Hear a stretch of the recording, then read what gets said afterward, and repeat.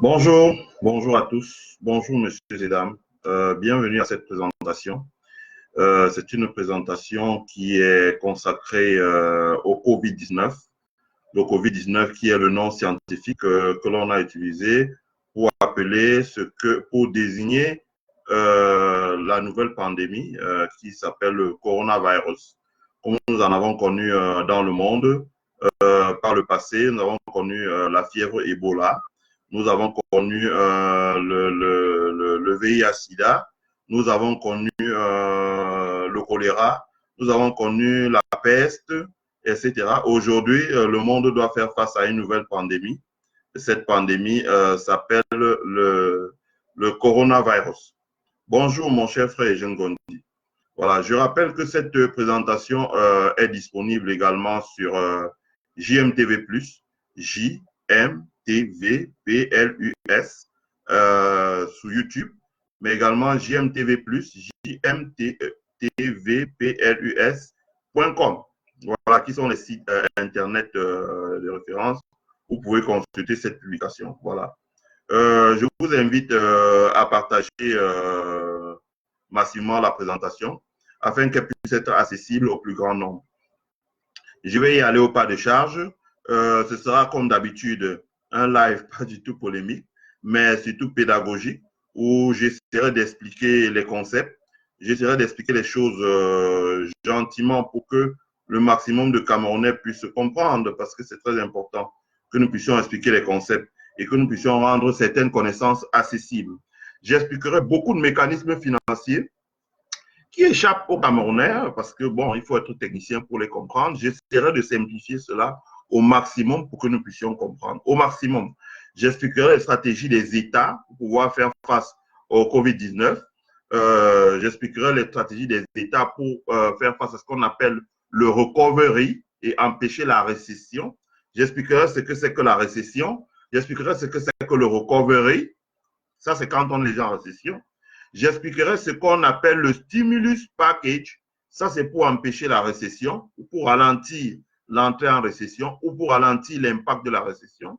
Donc, j'essaierai d'expliquer le maximum de choses. J'expliquerai le quantitative easing, qui est une méthode qu'ont utilisée les États-Unis et la France pour protéger leurs grandes entreprises, pour les mettre à l'abri des achats hostiles, mais également pour les permettre de sauver, comme le secteur de l'automobile, pour les permettre de protéger aussi à la chaîne des petites entreprises, dont des millions d'emplois. J'expliquerai les plans d'aide aux ménages, j'expliquerai ce qu'on appelle l'open market, j'expliquerai pourquoi est-ce que la Réserve fédérale a baissé les taux, etc., etc., qui sont des décisions prises aux États-Unis, à la Réserve fédérale européenne, ou en France, par exemple, en Allemagne, mais qui ont un impact positif sur l'économie mondiale ou internationale. Ça, ce sont des choses que vous devez comprendre parce que très souvent, quand on ne les explique pas bien, ce que nous appelons les panafricanistes, que d'autres appellent les panafricains, s'en emparent et déforment les propos et ne disent pas des choses qui reflètent la réalité. Donc, j'essaierai d'expliquer les choses simplement. Donc, comme j'ai dit à mon entrée de jeu, l'économie internationale a été frappée par ce qu'on a, les pays dans le monde entier ont été frappés, ce qu'on appelle le Covid-19. Le Covid-19 qui est une forme de grippe, jusque-là pas très bien connue dans le monde entier. La preuve, il n'y a pas de vaccin. Il y a toute une polémique, mais je ne vais pas entrer là-dedans parce que ça ne repose sur aucune évidence. Ce que l'on sait, c'est qu'elle est apparue en Chine, les premiers symptômes en Chine, et que la transmission de la maladie se faisant par la main que l'on porte au visage et qui répand la grippe, ou bien par les contacts comme la bise ou bien les embrassades, a permis une contagion rapide de cette forme de grippe à la plupart des populations. Donc, beaucoup de personnes ont contacté cette grippe. Elle s'est répandue rapidement à des pays voisins de la Chine, comme la Corée du Sud, avec laquelle la Chine a beaucoup d'échanges. Elle s'est répandue à Hong Kong et en plus, elle s'est répandue maintenant à d'autres pays parce que comme on dit que la période d'incubation dure 14 jours, les personnes qui avaient ça donc n'étaient pas des porteurs sains, il n'y avait pas de diagnostic à l'entrée des aéroports. Donc, elles ont voyagé, elles se sont rendues sur le continent européen, comme en en Italie, en Espagne, en France. Avec la mondialisation des échanges aujourd'hui, les gens voyagent beaucoup via les compagnies aériennes. D'autres sont entrés sur le territoire américain, aux États-Unis, au Canada, en Amérique latine, en Afrique, chez nous, dont les gens qui voyagent pour aller en Chine, faire leurs affaires et qui reviennent de la Chine, dont beaucoup étaient porteurs du Covid-19 et donc ont transmis la contagion à d'autres.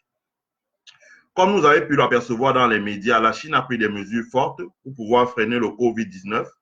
La Chine a pris des mesures fortes, notamment par le confinement des populations pour éviter les nouveaux cas et en faisant des tests rapides sur les personnes qui étaient confinées pour essayer de déceler ceux qui avaient des cas et les soigner et les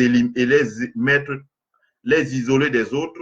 Et la conséquence rapide est que la Chine aujourd'hui annonce qu'après 5 mois de travail, elle n'a plus de nouveaux cas de coronavirus qui sont, voilà. Donc, elle a réussi à neutraliser l'expansion de la maladie et ceux qui sont malades sont sous traitement intensif. Le coronavirus est aussi arrivé en Europe. Comme je vous l'ai dit, avec la mondialisation des échanges aujourd'hui, les gens voyagent plus souvent dans le cadre de leur travail, dans le cadre de leurs vacances, dans le cadre des missions, des séminaires, etc., etc. Donc, pour plusieurs causes, pour aller se soigner, pour visiter un pays, pour des affaires, pour des excursions. Et donc, ils voyagent et le risque, voilà, de contracter la maladie ou de le transporter est grand. C'est comme ça que le coronavirus est arrivé aux États-Unis et en Europe. Bon, c'est une crise sanitaire, donc, comme on le dit, qui a des conséquences sur l'économie réelle. Donc, comme j'ai dit tout à l'heure, c'est une crise sanitaire. Cette crise sanitaire, elle affecte aujourd'hui des États. La raison pour laquelle elle affecte l'économie internationale, c'est qu'elle affecte les acteurs majeurs, les pays majeurs de l'économie internationale. Je peux citer par exemple les États-Unis, qui sont un acteur majeur de l'économie internationale, vous le savez tous. Hein, à cause de la présence de sa bourse, c'est une puissance industrielle, c'est un grand client, c'est un grand vendeur, un grand client notamment pour l'énergie, un grand vendeur dans l'énergie, l'armement, les équipements, etc.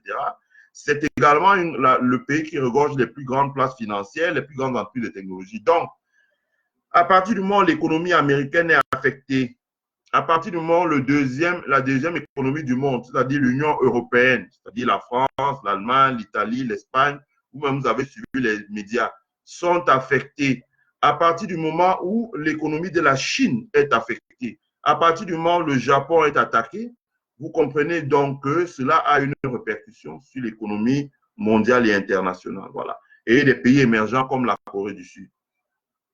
Donc, en réaction, plusieurs pays ont pris des mesures pour pouvoir protéger leur population. Hein, les États-Unis, par exemple, ont fermé leurs frontières aux voyageurs en provenance d'Europe et d'Asie. Les pays africains, en l'occurrence l'Afrique du Sud, le Kenya, l'Égypte, le Nigeria, le Cameroun, la Côte d'Ivoire, etc., ont aussi fermé leurs frontières le temps de mettre en place un dispositif de détection et de soins des personnes qui arrivent et qui sont infectées par le coronavirus dans leurs aéroports. Donc ça, ce sont des mesures, comme on dit dans le jargon, ce sont des mesures de précaution. Voilà, ce sont des mesures de précaution pour éviter une contamination massive. Bonjour Alain Sobui, bonjour Fleur Karine Nouma, bonjour Marco Léon, bonjour Emmanuel Kamoa, bonjour Moïse Tinda, bonjour Chloé Fongan. Donc, ces pays ont pris des dispositions telles que j'ai citées. Donc, la France et plusieurs pays d'Europe ont également fermé partiellement leurs frontières. Hein, ils ont fermé leurs frontières. Je dis bien partiellement. Ça veut dire que aujourd'hui, que l'OMS, pour communiquer à plusieurs pays, les bassins où la pandémie se répand rapidement et fait d'énormes dégâts, les pays peuvent donc fermer leurs frontières. Et puis, ça dépend des décisions aussi des décideurs dans ces mesures de précaution. J'ai partagé sur mon mur la dernière conférence du président Donald Trump avec le vice-président Mike Pence et le secrétaire d'État Mike Pompeo et la task force qu'ils ont mis en place pour gérer cette crise-là. Et vous avez bien vu la question que les journalistes ont posée à Mike Pompeo en disant, bon, vous avez fermé les États-Unis aux vols en provenance d'Europe, mais ces mêmes vols atterrissent dans tous les pays d'Amérique latine, en l'occurrence le Mexique, qui est aussi un grand pays touristique. Comment est-ce que ça se fait? Donc, je ne rentre pas dans les réponses, mais ça veut dire que chaque pays a pris des dispositions de précaution en fonction d'eux. Voilà. Je pense que la réponse qu'a donnée Pompeo est juste titre vérifié. la mobilité aux États-Unis est plus accentuée que dans des pays comme le Mexique. Donc, le risque de propagation du coronavirus, du COVID-19 est plus grand aux États-Unis qu'ailleurs. Donc, les pays ont fermé leurs frontières. Les pays africains aussi ont fermé leurs frontières. Les pays africains aussi ont fermé leurs frontières. Le Cameroun a fermé ses frontières. Je sais qu'une fois que je dis ça, ça fait rire. Le Cameroun aussi a fermé sa frontière. Le Kenya a fermé sa frontière. L'Afrique du Sud a fermé sa frontière. Donc, comme j'ai dit, ce sont des mesures de précaution. Maintenant, la question que l'on se pose, c'est comment est-ce que le coronavirus va affecter l'économie mondiale? C'est ça la question.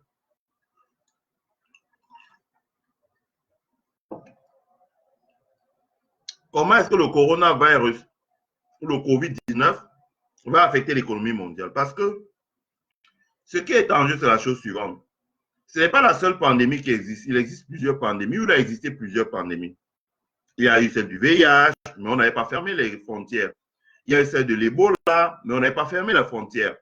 Il y a eu celle du choléra, mais on n'avait pas fermé les frontières. Bon. Prenons par exemple la pandémie du VIH. C'était une pandémie qui se transmettait par les rapports sexuels ou bien par la transfusion sanguine, des choses comme ça. Donc, il fallait un contact, je peux dire, si je peux dire charnel, ou un contact très avancé, par exemple par les transfusions sanguines, pour que le VIH se transmette. Ça ne transmettait même pas par la salive. Donc, cela ne justifiait pas la fermeture des frontières. Des pandémies comme le choléra aussi ont affecté le monde, mais ça n'a pas justifié la fermeture des frontières parce qu'il suffisait de se désinfecter les mains ou bien de ne pas être au contact avec les aliments, je dis bien les aliments souillés pour que cela ne se transmette pas. Le COVID-19 est un peu plus particulier. Il se transmet simplement au fait que vous ayez serré la main à quelqu'un qui est porteur du COVID-19. Une fois que vous serrez la main, la transmission s'établit. Une fois que vous faites une embrassade, une accolade, la transmission s'établit. Une fois que vous faites la bise, la transmission s'établit. Or, nous vivons dans un monde où, pour X raisons, que ce soit des rencontres d'affaires, que ce soit des dîners ou divers autres, des personnes se saluent, des personnes engagent des conversations, des personnes échangent, des personnes partagent, etc. Donc, le risque de contamination, il est grand. Donc, ce qui justifie le fait que des mesures de précaution qui ont été prises par les États soient différentes des mesures de précaution qui ont été prises par le passé. C'est important de le dire. À partir de ce moment, la probabilité que le COVID-19 affecte l'économie mondiale est plus grande. D'autant plus que le degré d'intégration, j'insiste bien sur le mot, le degré d'intégration des économies mondiales en 2020 est très bien supérieur à ce qu'il était il y a 30 ans quand apparaissaient des pandémies comme le VIH-Sida ou il y a 15 ans quand apparaissait celle de l'Ebola, par exemple. Ça veut dire qu'aujourd'hui, les échanges sont plus accélérés en matière de transport aérien, en matière de transport maritime, en matière de transport terrestre, etc., etc. Les personnes échangent énormément. Les populations voyagent énormément. En matière avec le train, avec les véhicules, avec l'avion, les personnes voyagent énormément. Si vous était donné de voir le tableau de bord des contrôleurs aériens, mais vous verrez que la navigation aérienne, mais c'est grave, la navigation terrestre, c'est zéro. On dirait même que ces avions-là vont se cogner dans le ciel, quoi. Parce que c'est une fourmilière, c'est comme une fourmilière, on ne sait même pas qui passe où. Donc, il y a énormément d'avions dans le ciel, donc il y a énormément de personnes qui traversent, donc comme ce qu'on peut appeler des voyages transcontinentaux. À partir de ce moment, quand vous prenez une pandémie qui se transmet seulement lorsque les gens se saluent, se font la bise ou se serrent dans les mains, vous comprenez donc qu'avec la vitesse des échanges qui est très accélérée aujourd'hui par rapport à 2020, le risque de contamination dans le monde est grand. C'est pour ça que les États ont pris des mesures et qui malheureusement vont affecter l'économie mondiale. J'explique. L'économie, le COVID-19 affecte l'économie du monde parce qu'il affecte la libre circulation des personnes. Aujourd'hui, les États ont pris des mesures restrictives pour limiter la circulation des personnes. Les personnes ne peuvent plus se déplacer. Par exemple, quelqu'un qui voulait voyager en Allemagne pour venir aux États-Unis ne peut plus voyager pendant 30 jours parce que les Américains veulent voir quels sont les cas, comme le Covid, c'est une semaine à 14 jours d'incubation. Ils veulent voir rapidement les nouveaux cas, le temps de les isoler et de les traiter avant de rouvrir leurs frontières. Et ils veulent aussi qu'en Europe, rapidement, sous 30 jours, on décèle les nouveaux cas. Donc, dans 30 jours, on aura à peu près une idée. Donc, si le ciel américain est fermé, vous imaginez le nombre de vols d'avions en provenance des États-Unis qui ont été annulés. Si vous avez des nombres de vols qui sont annulés, vous savez vous-même que les compagnies aériennes reçoivent de l'argent bien avant, c'est-à-dire que vous réservez votre billet d'avion 3 mois, 4 mois, 6 mois, voire même 1 an à l'avance. Et donc, si vous voulez voyager, que les vols sont annulés, elles vont devoir rembourser de l'argent. Donc, elles tiennent ça dans leur comptabilité, ce qu'on appelle en anglais, dans la comptabilité anglo-saxonne, on earn revenue, on earn revenue, c'est-à-dire que les revenus, l'argent que vous avez encaissé, mais qui ne vous appartient pas. Donc, elles vont devoir retourner cet argent. Ça va fausser leurs prévisions. Les vols annulés, ça veut dire qu'une sous-utilisation du matériel volant. Or, c'est des avions qu'on achète neufs et qu'il faut amortir. Les amortissements sont des charges fixes et doivent être compensés par l'argent qui rentre dans la vente des billets d'avion. Or, on vend les billets d'avion, on ne peut pas exécuter les prestations, on doit retourner l'argent aux personnes. Donc, ça va pénaliser le transport aérien, qui est déjà un secteur hautement concurrentiel et en grande difficulté. Donc, les compagnies aériennes vont être fortement pénalisées. Leur chiffre d'affaires va piquer, va baisser, parce que pendant presque 3 mois, elles ne pourront pas exécuter. Donc, quand on dit on ferme le ciel européen, on ferme le ciel américain, on ferme le ciel africain, les premiers à être touchés, c'est les compagnies aériennes. La conséquence immédiate, c'est qu'elles vont licencier. Elles vont licencier le personnel au sol, elles vont licencier le personnel navigant volant, en l'occurrence les hôtesses, les pilotes, etc. Elles vont clouer certains avions au sol et elles auront du mal à payer les traites qu'elles ont chez les constructeurs d'avions qui leur donnent des avions à crédit. Donc, ça, c'est important de le dire. Et je pourrais m'encore expliquer plus loin ce qu'on appelle asset-backed security, c'est-à-dire que le mode de refinancement des dettes des achats d'avions, bon, ça, c'est une finance très, très, très pointue et très compliquée. Ça va vous donner mal à la tête. Non. Donc, il y a ça. Le secteur du transport va être touché. Le transport aérien, le transport terrestre, le transport par navigation maritime, les croisières maritimes, dont les croisières sur les lacs, comme sur le lac Michigan ici, là, qui borde l'État du Michigan, l'État de l'Illinois, l'État de Wisconsin, l'État de Minnesota. Il y avait des croisières maritimes. Tous ces croisières ont été neutralisés. Il n'y a plus de croisières.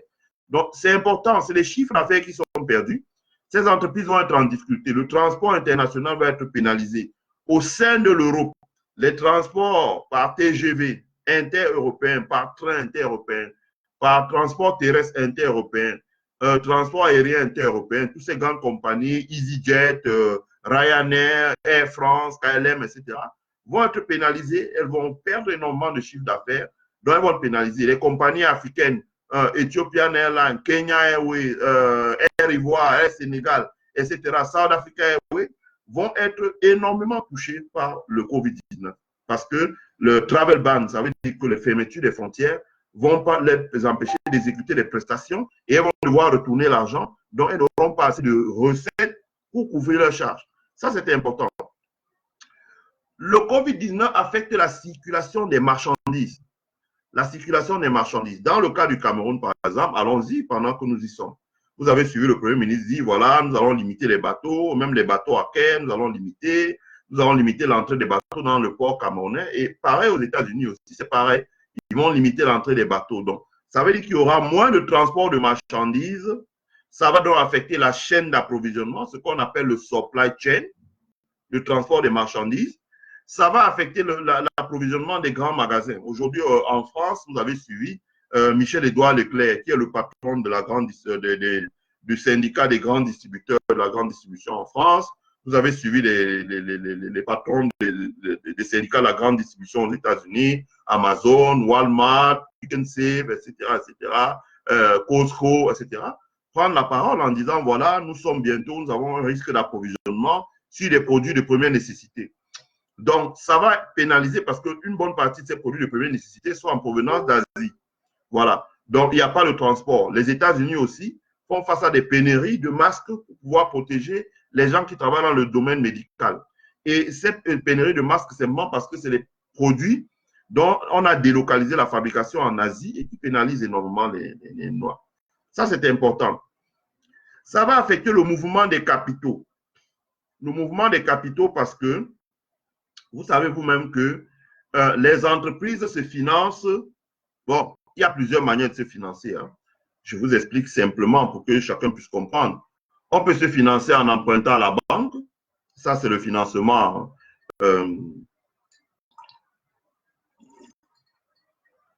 On utilise régulièrement dans notre pays. Ça veut dire que les entreprises peuvent emprunter à la banque et peuvent emprunter chez le banquier. Mais on peut aussi se financer pour de grosses opérations parce que le banquier camerounais, par exemple, peut pas vous emprunter 50 milliards, c'est pas possible. Pour de grosses opérations, il faut aller emprunter à la bourse. Vous empruntez à la bourse, les entreprises empruntent à la bourse par l'émission de plusieurs titres.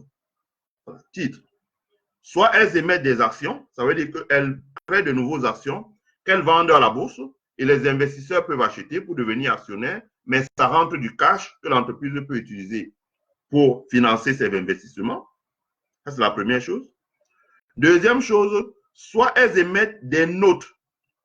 Des notes, ce sont des obligations de 0 jours à 2 ans. Ça veut dire que la maturité, l'échéance de remboursement, c'est de 0, de 1 mois, 2 mois, 3 mois à 2 ans. Ça, ce sont des notes. Donc, elles peuvent mettre des notes sur les marchés financiers. Troisième forme de financement, c'est des obligations. Les obligations, ça veut dire que c'est des titres financiers que les entreprises émettent à la bourse, mais qui ne vous permettent pas d'être actionnaire, mais qui vous permettent d'emprunter ou de prêter, pardon, autant pour moi, de prêter à l'entreprise, mais qui permet à l'entreprise d'emprunter sur les marchés financiers. Voilà. La conséquence immédiate est que les investisseurs, quand il y a une situation comme celle-là, les investisseurs ayant de l'aversion pour le risque, ça veut dire qu'ayant une sorte de prudence naturelle, de méfiance pour le risque, vont pas se bousculer pour emprunter. Et du coup, ils vont demander plus d'intérêt, plus rémunération pour pouvoir souscrire de nouveaux emprunts. Parce qu'ils vont se dire, voilà, la situation est là, qu'est-ce qui nous garantit que ceux qui avaient emprunté vont pouvoir emprunter, d'autant plus qu'ils ne peuvent pas rembourser. Par exemple, c'est une compagnie aérienne, elle a 40% de ses avions cloués au sol, elle ne fonctionne pas, est-ce qu'elle va pouvoir faire face à sa dette et pourquoi elle emprunte maintenant? Donc, ils vont rechigner à emprunter, à prêter de l'argent aux entreprises. Donc, ça, c'est une situation qui est difficile. Ça va donc affecter la capacité des entreprises à lever de l'argent sur les marchés financiers, à la bourse, parce que les vrais projets, ce n'est pas la banque. La banque, quand même, se finance à la bourse. Les vrais projets, ce n'est pas la banque, je dis encore. La banque elle-même, elle se finance à la bourse. Donc, on ne peut pas dire que les vrais projets, ça passe par la banque. La banque elle-même, elle va se financer à la bourse. Donc, à partir de ce moment, les entreprises auront peur de lever, les entreprises auront du mal à lever de l'argent auprès des investisseurs institutionnels. Ça va être un peu difficile. Les entreprises auront du mal à trouver de l'argent. Donc, ça va affecter le financement de l'économie, notamment le financement de l'économie productive, les entreprises. Ça va affecter le financement des États qui auront du mal à lever la bourse. Je reviendrai plus tard quand je vais expliquer les politiques d'open market, puisque vous avez vu que la Banque centrale européenne a racheté massivement la dette des pays. C'est pour permettre aux États d'injecter la liquidité dans les caisses des trésors publics des pays et leur permettre à faire face aux nouvelles dépenses, les dépenses de santé, les dépenses de sécurité, les compensations d'assurance chômage, les compensations pour les entreprises, etc., les plans de garantie des nouveaux prêts pour les entreprises. Je vais vous expliquer tout ça, en l'occurrence en France. Donc, je vais vous expliquer ça plus tard. Donc, ça va affecter le mouvement des capitaux, comme je vous ai dit. La faculté pour les entreprises à lever de nouveaux financements pour financer les activités économiques. La faculté pour les entreprises qui vont voir les investissements qu'elles avaient faits en bourse, dans les actions, les cours des actions vont baisser. Et dans les obligations aussi, ça va affecter les obligations parce que je ne vais pas trop dans les détails parce que c'est trop technique. Je ne veux pas que ça vous effraie. Mais quand l'État vous empruntez en bourse, il y a ce qu'on appelle le coupon, ça veut dire le taux d'intérêt. Mais comme le prêt est à la bourse et que la bourse fluctue, Quand il y a une demande, ce qu'on appelle, il y a la fameuse phrase en anglais qu'on dit when yield go down, price goes up. When price goes down, yield goes up. Donc, ça fait un peu un chemin inverse entre le montant que les investisseurs demandent pour pouvoir investir dans une obligation et le coût de l'obligation. Donc, tout ça, vous voyez, ça va affecter les marchés financiers, ça va affecter le fonctionnement des capitaux, la capacité à lever l'argent, la demande en termes de capitaux. Ça va les affecter. Le COVID-19 va affecter également l'économie locale et mondiale dans les pays. L'économie locale, parce qu'avec le COVID-19, ce qui va se passer, c'est que les économies locales vont être affectées par le COVID-19. Ça veut dire que les économies locales, en l'occurrence les économies dans les villes, ça veut dire les centres commerciaux, le petit commerce, généralement en centre-ville. Il va être, prenez un exemple au Cameroun, une fois qu'on dit voilà, il faut que le petit commerce soit fermé, que tout le monde rentre chez lui. Vous voyez vous-même que ça va affecter l'économie locale. Parce qu'une fois que le petit commerce est fermé et que les gens doivent rentrer chez eux, la probabilité que les gens puissent faire des affaires, elle est faible. Si les gens ne vendent pas en ville, ils ne pourront pas acheter ce qui vient dans les campagnes. Et s'ils n'achètent pas ce qui vont dans les campagnes, ceux-mêmes qui sont dans les campagnes n'iront pas en ville acheter les pesticides, les semences, etc., etc. Donc, il y a une corrélation entre les deux. De la même manière, vous voyez en Europe aujourd'hui, les petits commerces, les commerces de détail, les petits commerces, les restaurants, les bars, les vendeurs de véhicules, de vêtements, les laveries de voitures, etc., sont fermés. Ce qui fait qu'eux aussi ne vont pas commander chez les fournisseurs qui leur fournissent des vêtements, qui leur fournissent de la nourriture, qui leur fournissent, etc. Ils ne vont pas payer leur facture d'électricité, de loyer. Donc, ça va créer un impact à la chaîne sur tous les acteurs. Voilà.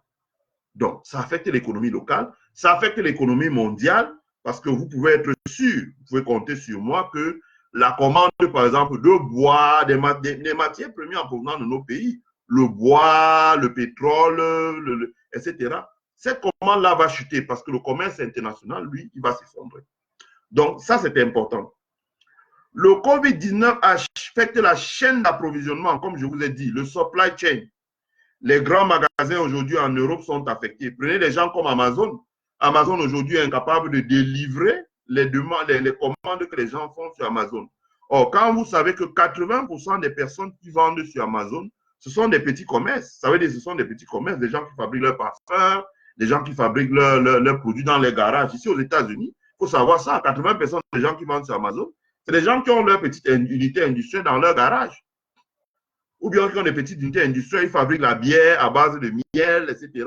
Ils fabriquent des produits de niche. Dans des toutes petites niches-là, ils peuvent vendre sur Amazon. Bon, à partir du moment où aujourd'hui Amazon dit, bon, voilà, on a du mal, on suspend partiellement les livraisons, on ne fonctionne qu'à 50%, on est sous pression de l'État, parce que l'État veut que nos travailleurs aient des masques, des gants, etc., etc., et que nous leur donnons une assurance maladie au cas où ils devaient contracter le coronavirus, que nous les prenons à 100% en charge.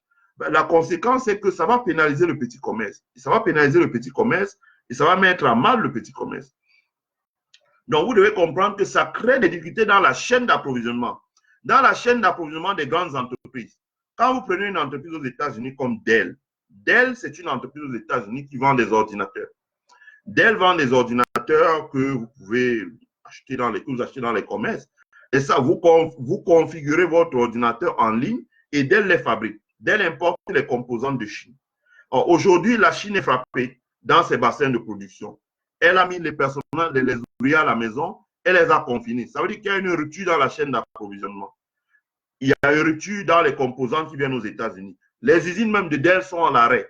Ça veut dire que Dell ne va pas pouvoir livrer ses commandes et ne va pas pouvoir elle-même recevoir les pièces de rechange ou d'équipement qui viennent de Chine. Par exemple, prenez l'industrie automobile. Vous savez comment ça fonctionne. Tous les grands fabricants d'automobiles aujourd'hui se sont concentrés sur trois choses. Le design, ça veut dire dessiner les modèles, établir le cahier des charges, assembler et vendre. Voilà. Disons 4 choses. Faire le design des véhicules, rédiger le cahier des charges, recevoir, commander les pièces, assembler et puis vendre, faire le marketing. C'est tout ce qu'elles font. Bon.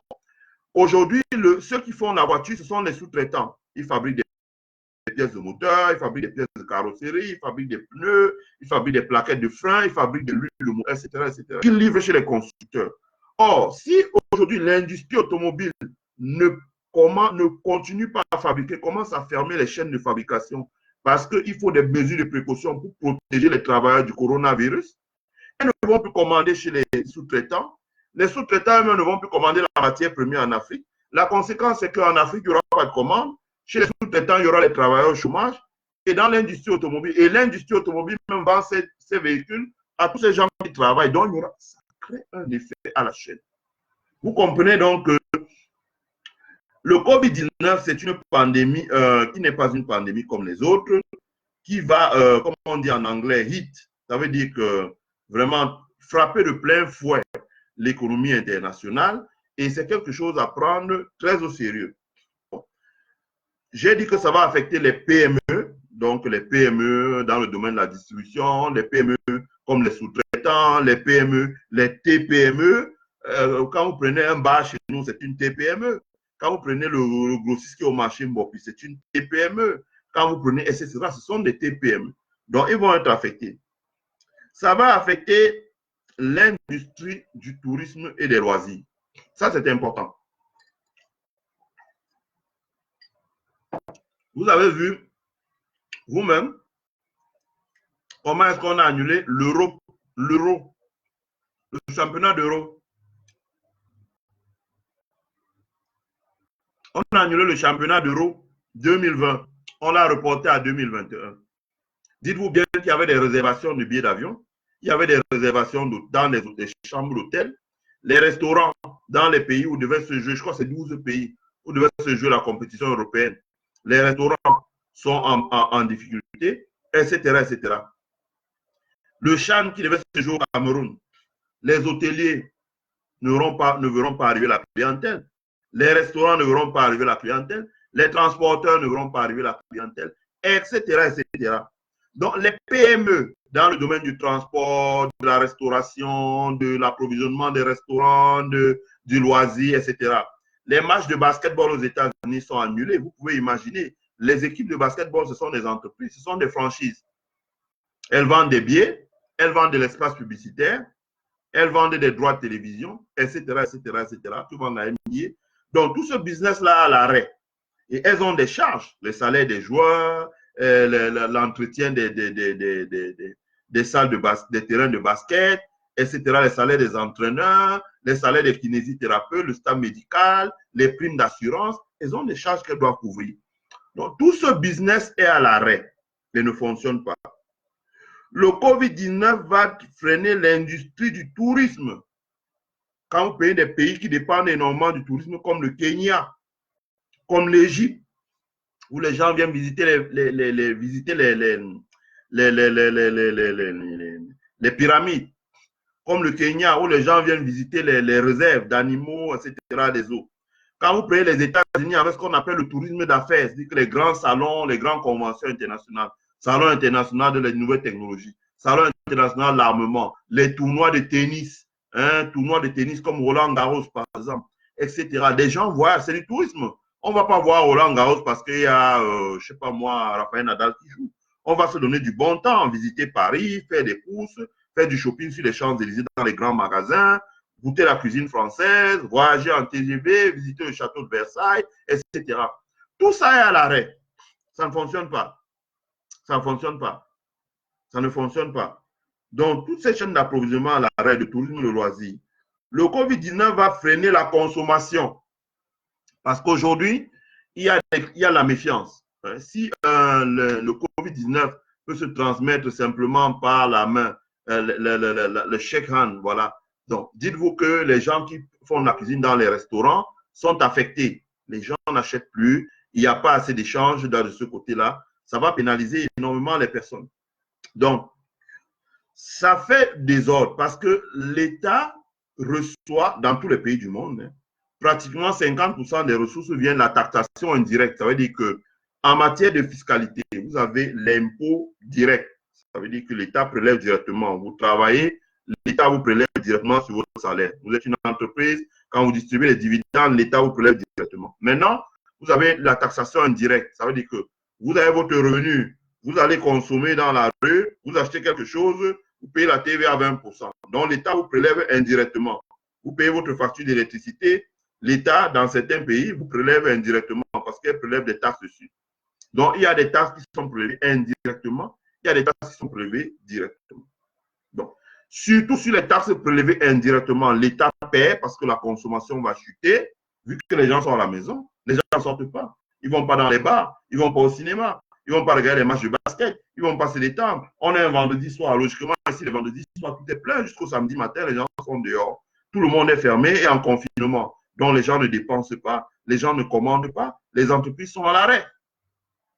Vous avez vu, j'ai partagé sur mon mur, même dans les États comme le Kentucky, on a baissé le gallon. Donc, le gallon, ça veut dire 3,5 litres d'huile, de pétrole à 99 cents. Ça veut dire à 500 francs, 550 francs. 550 francs, vous imaginez, même au Cameroun, le prix du litre de super à la pompe, je crois que ça doit être 500 francs. Je peux me tromper. Ici, on a 3,5 litres pour 500 francs. Donc, vous comprenez que ça affecte énormément parce que ça ne tourne pas. Et or, les États prélèvent un pourcentage sur la consommation de carburant. La consommation de carburant, de kérosène, de super, de gazole, l'État prélève une partie. C'est une bonne partie des recettes fiscales là-dedans. Donc, ça ne fonctionne pas. Bonjour, Fleur Karine. Donc, ça ne fonctionne pas. Donc, vous voyez que vous-même que ça affecte énormément l'économie. Ça affecte énormément l'économie et ça pénalise énormément l'économie.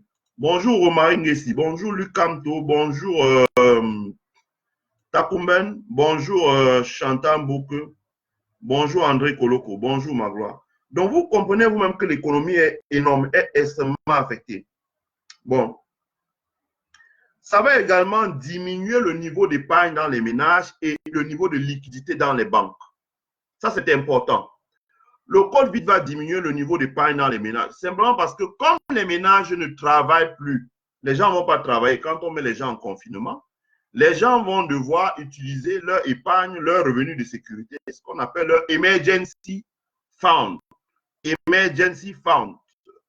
Aux États-Unis, quand vous avez un conseiller financier, ça veut dire que quand vous cotisez, vous avez un plan d'épargne retraite, un plan d'épargne assurance vie, machin, pour que si vous décédez, vous laissez un capital à vos enfants pour qu'ils puissent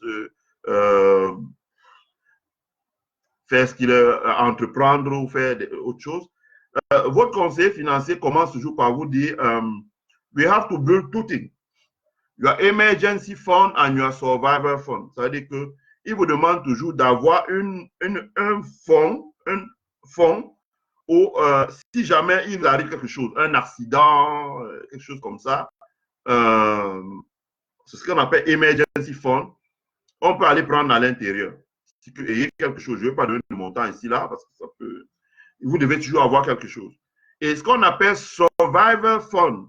Survivor fund, ça veut dire que votre conseiller financier vous dit aussi que, écoutez, il faudrait avoir toujours un peu quelque chose pour que, s'il y a une situation comme celle qu'il y a maintenant, là, où vous ne pouvez pas du tout travailler, l'État ne peut même pas vous donner une allocation, vous devez pouvoir avoir les moyens de faire face à vos charges habituelles pendant 6 mois. On n'appelle pas ça survivor fund. Et quand vous avez un conseiller financier aux États-Unis, il vous demande, avant même de commencer à mettre les assurances vie, etc., il vous demande de commencer d'abord par créer ce qu'on appelle un emergency fund et un survivor fund. Ça veut dire que s'il y a un accident, bon, en dehors, bon, votre assurance va prendre en charge ceci, mais vous devez pouvoir avoir des fonds pour pouvoir vous occuper de ça. Un survivor fund également, c'est un fonds où si vous avez... Ça, c'est important. Hein, c'est des choses que on n'est pas familier avec ça en Afrique. Mais il faut vous dire qu'à l'échelle mondiale, à l'échelle de l'économie internationale, les pays où nous vendons, les pays où nous achetons, ça va affecter. Parce que les gens vont aller au jour d'aujourd'hui prélever dans leur survivor fund en disant, bon, j'avais 20 000 $ à la banque, peut-être mes charges, c'est 3 000 $ par mois. Donc, je vais devoir prendre dans les 3 000 $ là pour les 6 prochains mois si je ne travaille pas en attendant de voir ce qui va se passer. En attendant de voir ce qu'on va dire pour les compensations parce que les gens n'ont pas travaillé, parce que les entreprises ne peuvent pas payer les gens quand ils n'ont pas travaillé. Donc, il va falloir des compensations de l'État. Les gens sont restés à la maison. C'est l'État qui oblige les entreprises de fermer et de mettre les gens à la maison par des mesures de confinement. Donc, il va falloir, les gens vont prélever dans ces fonds. Si les gens prélèvent dans ce fonds, ça veut dire que ça retire la liquidité dans les banques. Parce que la liquidité des banques, quand vous connaissez le bilan des banques, vos dépôts, ce sont des passifs pour les banques. Donc, ces fonds-là vont être retirés. Ça diminue la liquidité dans les banques. Ça diminue aussi la liquidité dans le circuit économique parce que comme les gens vendent en bourse leurs actifs financiers, leurs actions, leurs obligations, leurs notes, leurs divers produits financiers, comme les gens vendent ces produits financiers en bourse, ils se débarrassent de ces produits financiers et ça se fait au détriment des banques. Donc, ça diminue la liquidité dans les banques. Ça, c'est très important. Donc, ça va pénaliser les banques. Ça va pénaliser les banques. Ensuite, ça va aussi diminuer la liquidité dans les banques parce que le secteur bancaire aujourd'hui n'aura pas les moyens de payer, comment on dit ça? Le secteur bancaire va devoir passer énormément de provisions. J'explique. En temps normal, quand l'économie est healthy, ça veut dire l'économie va bien, les banques empruntent aux entreprises. Vous voulez importer, vous êtes installé aux États-Unis, vous avez une chaîne de 10 restaurants dans la ville de Chicago et vous importez le vin français, par exemple, et le vin italien et les liqueurs en Irlande ou en Écosse pour servir à votre clientèle. C'est 2 conteneurs par mois, un conteneur qui vient de France, un conteneur qui vient de Grande-Bretagne. Donc, vous avez des lettres de crédit. Maintenant, vous avez émis les lettres de crédit, vous avez importé les marchandises, le commerce est fermé, vous n'allez pas pouvoir rembourser. Vous allez dire à votre banquier, il n'y a pas d'entrée. De toute façon, il verra qu'il n'y a pas d'entrée parce que quand on paye par carte de crédit, quand on paye par chèque, ça va dans votre compte. Donc, s'il n'y a pas d'argent, vous allez dire au banquier, je ne suis pas capable de faire face au paiement de mes traites. Si je ne suis pas capable de faire face au paiement de mes traites, ça veut dire que ça affecte le banquier. Il n'y a pas de trésorerie qui rentre, il y a des crédits en cours. Le banquier va devoir passer des provisions. Les provisions, ce sont des charges fictives. Il va passer des provisions. Passer des provisions pour nettoyer les créances dans les comptes. Donc, les secteurs bancaires seront affectés. Et une grosse partie des dépôts des banques, c'est souvent des grands fonds comme les compagnies d'assurance. Elles aussi vont voir les fonds qu'elles ont déposés dans les banques. La probabilité de les récupérer va être incertaine. Donc, il y a un ensemble d'incertitudes qui vont être. Donc, ça, c'est important à savoir. Ça, c'est important à savoir. Ça va diminuer le niveau d'épargne déposé dans les banques. Ça va diminuer le niveau d'épargne dans les ménages. Ça va diminuer la liquidité dans les banques. Voilà. Les banques vont devoir passer les provisions sur les prêts en cours qu'elles ont accordés aux ménages ou qu'elles ont accordés à leurs clients. C'est important. Les banques vont devoir passer des provisions sur les prêts qu'elles ont accordés aux ménages ou qu'elles ont accordés à leurs clients. Ça, c'est important. Ça, c'est très important. Il faut le dire. Il faut bien le marteler à nos frères. Que les banques vont devoir passer des provisions sur les créances qu'elles ont accordées à leurs clients. Donc, si les banques vont devoir passer des provisions sur les créances qu'elles ont accordées à leurs clients, ça veut dire que les banques vont réduire le niveau d'engagement ou bien de crédit qu'elles accordent à leur clientèle. Et ça va pénaliser fortement l'activité économique. Donc, il faudrait aussi que les gens puissent le savoir.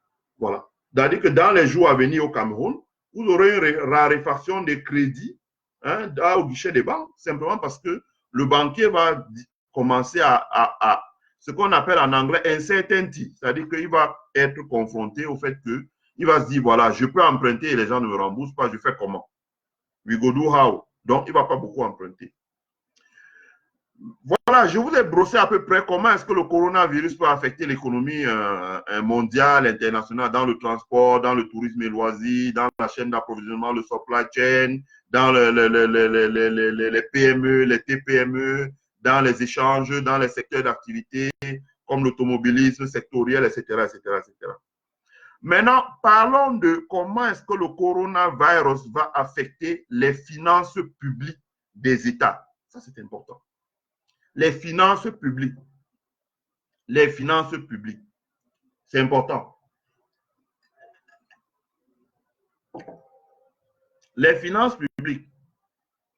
J'entends par finances publiques la manière dont l'État collecte les ressources les recettes fiscales et la manière dont l'État dépense les ressources, la dépense publique. Quand cela s'équilibre, c'est bon pour l'économie. Quand il y a un surplus de recettes, c'est bon pour l'économie. Quand il y a une raréfaction de recettes, c'est mauvais pour l'économie parce qu'on appelle ça déficit. Ça veut dire que un État collecte les recettes fiscales, les impôts, comme on dit généralement au Cameroun. Mais en fait, ce sont les recettes fiscales. Tout ne sont pas les impôts. Par exemple, la douane n'est pas une recette fiscale. Non, la douane est une recette. La douane, oui, d'une certaine manière, est une recette fiscale, puisque la douane aussi, c'est le fisc. Donc, voilà. Donc, il y a l'argent des impôts, il y a l'argent des douanes, il y a l'argent du trésor, c'est-à-dire que l'enregistrement, les timbres, la curatelle, etc., etc., etc. Ça, ce sont les recettes de l'État, les droits sur le pétrole, qu'on reverse à la SNH, qui est budgétisé, etc. Ça, ce sont les recettes. Il y a les dépenses maintenant, les dépenses d'investissement, les dépenses de fonctionnement. C'est-à-dire que l'argent qu'on utilise pour construire une route, construire des hôpitaux, construire des dispensaires, équiper l'armée, équiper la police, etc., etc., rénover les aéroports, etc., etc., etc. Ça sont les dépenses de fonctionnement. Il y a les dépenses de fonctionnement maintenant. Paiement des salaires des fonctionnaires, etc., etc. Ça sont les dépenses de fonctionnement. Donc, l'État a deux choses. Les ressources, les dépenses. Quand les deux s'équilibrent, ça veut dire que si les dépenses, c'est 5 000 milliards, les ressources, c'est 5 000 milliards, c'est bon. Il n'y a pas de problème. Quand les ressources ici, là, sont au-dessus des dépenses, c'est bon. Ça veut dire qu'il y a un surplus d'impôts. Les cas là, c'est un surplus d'impôts. Mais quand on est dans la situation inverse, les dépenses là sont élevées, les ressources sont en bas, il y a peu de ressources, on fait face à ce qu'on appelle un déficit. Un déficit. Un déficit. Un déficit. Et le déficit est dangereux. Et la conséquence du COVID-19, c'est la particularité, c'est qu'il va créer des déficits. Il va créer des déficits. Donc, pour que vous compreniez comment ça va affecter les dépenses publiques. Je prends un exemple. Les recettes, les principales sources de recettes de l'État. Au Cameroun encore, c'est la douane. Dans les pays européens, aux États-Unis, on a presque aboli la fiscalité de port. Ça ne compte que pour 8 à 10%, maximum 12% dans certains États pour les ressources d'un pays. Bonjour Panboukam. Bonjour Christian Djomo. Bonjour Paulindo. Bonjour Karine Bibian Richaud. Bonjour Agnès P. de la Ruelle. Bonjour. Bonjour Vivienne Kameni. Donc, ça affecte l'économie. De quelle manière?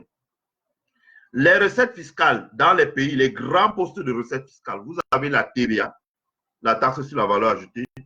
Vous avez l'impôt sur les sociétés, l'État que l'impôt prélève sur les sociétés, c'est-à-dire que quand les sociétés distribuent des bénéfices, quand les sociétés décident de faire des investissements, acquisition de terrains, construction, etc., il y a plein de droits d'enregistrement que les entreprises payent, importation de machines, etc. Il y a plein de droits là qu'ils payent. On appelle ça corporate tax, parce que c'est les entreprises qui les payent. Corporate tax. Et puis, il y a l'IRPP, l'impôt sur le revenu des personnes physiques, en l'occurrence des travailleurs. Bon, les trois grands, il y a plusieurs autres. Moi, les trois grands, en principe. Bon. À partir du moment où les gens restent à la maison, ne travaillent pas, qu'est-ce qui se passe? L'État ne peut pas prélever l'impôt. C'est l'État même qui confine. C'est l'État qui dit, voilà, je ne veux pas voir plus de 10 personnes dehors, parce que s'il y a plus de 10 personnes, la pandémie va s'épandre très rapidement et il y aura trop de morts. C'est ce qui s'est passé en Italie, où on s'est dit, bon, voilà, c'est un peu méditerranéen, l'Italie, on a dit, bon, surtout dans le sud de l'Italie, on a dit, bon, quand même, on ne va pas mourir, bon, on attend de voir. Avant d'ouvrir les yeux, l'Italie s'est payée, l'Italie s'est pris le mur. Beaucoup de morts. Donc, ça, c'est important. Dans les pays, comme aux États-Unis, on a dit, vous avez vu l'État de Californie, on a mis le shutdown. Tout est fait. On ne veut même pas voir une voiture dehors. Vous êtes dehors avec votre voiture, la police vous interpelle et vous raccompagne chez vous. Et en vous mettant un ticket. Les plages sont fermées, etc., etc., etc. Donc, tous ces travailleurs-là, dans le tourisme, dans l'hôtellerie, dans le transport, dans l'industrie, dans la distribution, les caissières de supermarché, tout ça. Puisque tout ça est fermé, c'est des gens qui ne travaillent pas, dont l'État ne va pas pouvoir collecter l'impôt. Parce qu'à la fin du mois, chaque entreprise remplit la fiche d'impôt et dire à l'État, voilà ce que tel employé a payé. Tel employé a payé tant. Et beaucoup de gens vont pointer désormais au chômage, dont l'État va devoir payer les indemnités de chômage. Chute drastique des recettes, hausse exponentielle des charges. Le seul moyen de financer ça, c'est de recourir à l'endettement. Donc, il y aura une baisse des recettes fiscales. L'impôt sur les sociétés, les compagnies aériennes qui ont cloué 50% de leurs avions au sol, vous pensez bien qu'en fin d'année, elles ne vont pas déclarer des bénéfices, elles vont déclarer des pertes. Donc, il n'y aura pas d'impôt sur les bénéfices à payer. Elles ne vont pas réaliser de nouveaux investissements. Par exemple, l'acquisition d'un avion donne droit à plusieurs droits d'enregistrement. Donc, elles ne vont pas pouvoir payer ça. La TVA. Les gens ne font plus des achats dans les magasins, dans les supermarchés. Les gens ne font plus des achats. Les impôts locaux aux États-Unis, quand on acquiert une maison, les mortgages, les droits d'enregistrement sur l'acquisition d'une maison, etc. Surtout sur les mortgages, là, les droits d'acquisition, les droits qu'on paie sur l'acquisition d'une maison, sur la vente d'une maison, ou même sur lorsqu'on habite dans une maison, les droits qu'on reverse à la mairie. Ça ne va pas fonctionner. Donc, il n'y aura pas de taxes. Il n'y aura pas de taxes pour les mairies, il n'y aura pas de taxes pour les États, ou bien les conseils généraux, les conseils régionaux, comme vous voulez, et il n'y aura pas d'État pour le trésor, l'État central. Donc, il y aura une baisse des recettes fiscales. La conséquence, le danger, c'est que les dépenses, les recettes baissent, mais les dépenses augmentent. Parce qu'avec le Covid-19, l'État doit faire face à des dépenses de santé. Il y a des gens qui sont malades, qui se déportent dans les hôpitaux. Il va falloir faire des tests. Il va falloir mettre des masques, des moyens pour la prévention. Il va falloir mobiliser. Vous avez entendu aux États-Unis, le maire de New York, Bill de Blasio, demande la mobilisation de l'armée, des National Guard, l'armée. Il a déjà sorti, avec le gouverneur, ils ont sorti le National Guard. Il demande qu'on mobilise l'armée pour pouvoir construire rapidement des nouveaux hôpitaux, même en préfabriqué, pour faire face à la demande massive, etc., etc. Parce que New York est très touché. C'est une ville où il y a beaucoup de voyageurs qui arrivent, de touristes, de tout ce que vous voulez. Donc, il y a des dépenses de santé, il y a des dépenses de sécurité, parce que vous sortez là dehors, il y a la police qui patrouille, 24 heures sur 24, ils ont rappelé les effectifs, les réservistes, il y a déjà des courriers qui sont arrivés, je peux vous montrer des courriers que les réservistes reçoivent. Je ne veux pas trop... Je veux pas trop montrer les courriers que les réservistes reçoivent déjà en disant, voilà, tenez-vous prêts, le cas échéant, on peut avoir besoin de vous pour voilà, faire face à la situation. Donc, il y a des courriers que les réservistes reçoivent en disant, attendez, faites attention. Donc, il y a des dépenses de sécurité, il y a des dépenses sanitaires qui vont être élevées, il y a des dépenses dont l'État va faire face. Il va falloir donner des compensations. Aux États-Unis, vous avez suivi, le président Trump a dit, voilà, nous allons donner $1 200 par ménage, par personne, ayant un revenu de temps. Vous aurez $1 200. Par enfant, vous aurez $500, etc., etc., etc. Donc, il y aura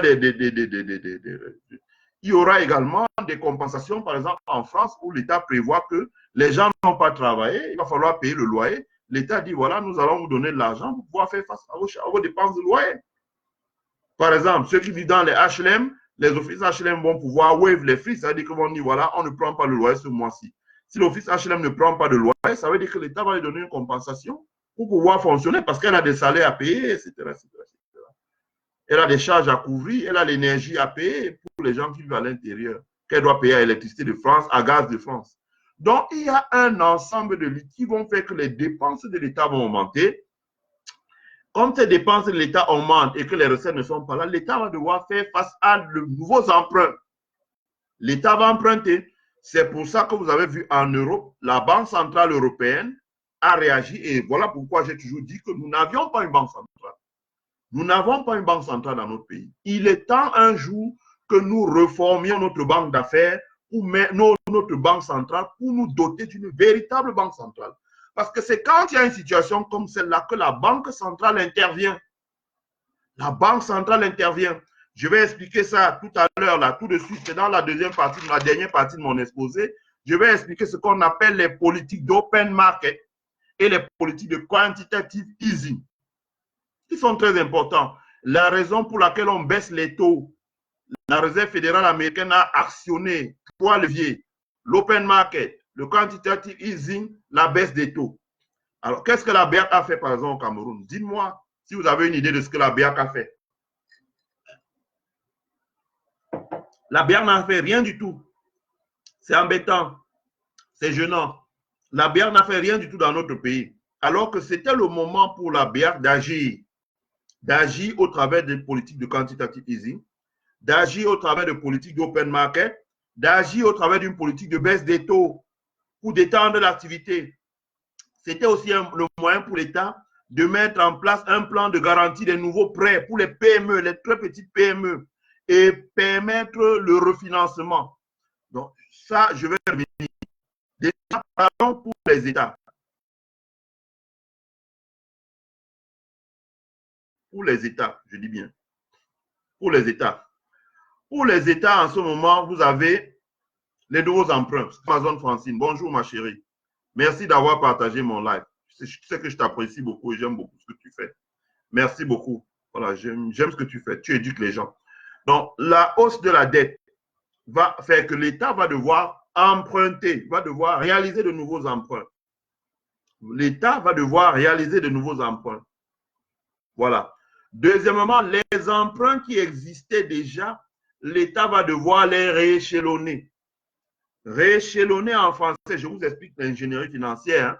Rééchelonner en français facile, ça veut dire que l'État qui avait déjà emprunté et qui ne parvenait pas, qui ne va pas pouvoir rembourser dans les délais parce que les recettes fiscales vont chuter, va devoir proposer à ses créanciers d'augmenter le taux, mais d'allonger la durée de remboursement.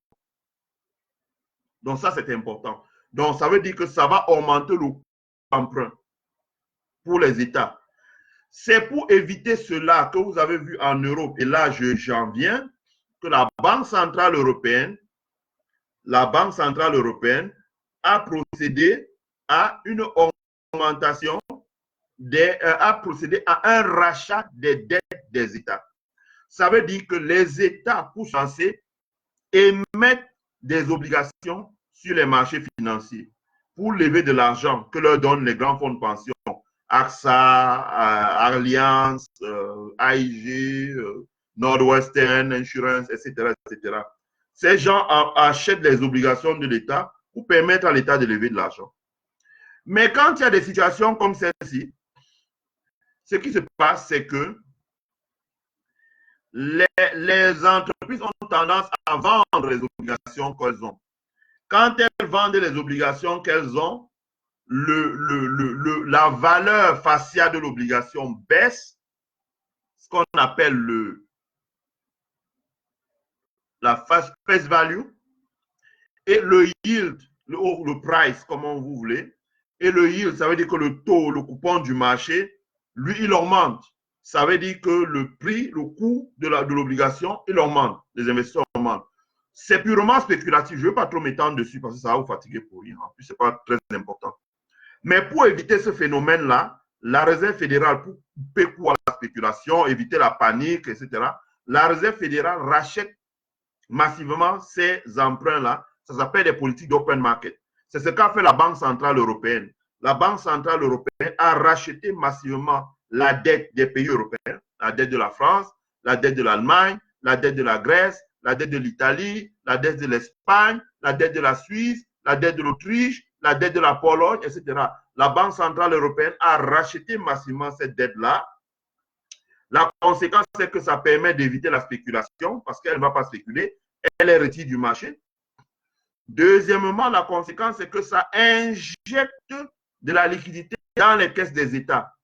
Parce que si on rachète votre dette, donc on retire, ça injecte la liquidité dans les mains des détenteurs, qui sont des grands fonds de pension, qui sont des banques, qui sont des entreprises qui avaient investi là-dedans. Donc, elles vont pouvoir récupérer la liquidité pour pouvoir travailler.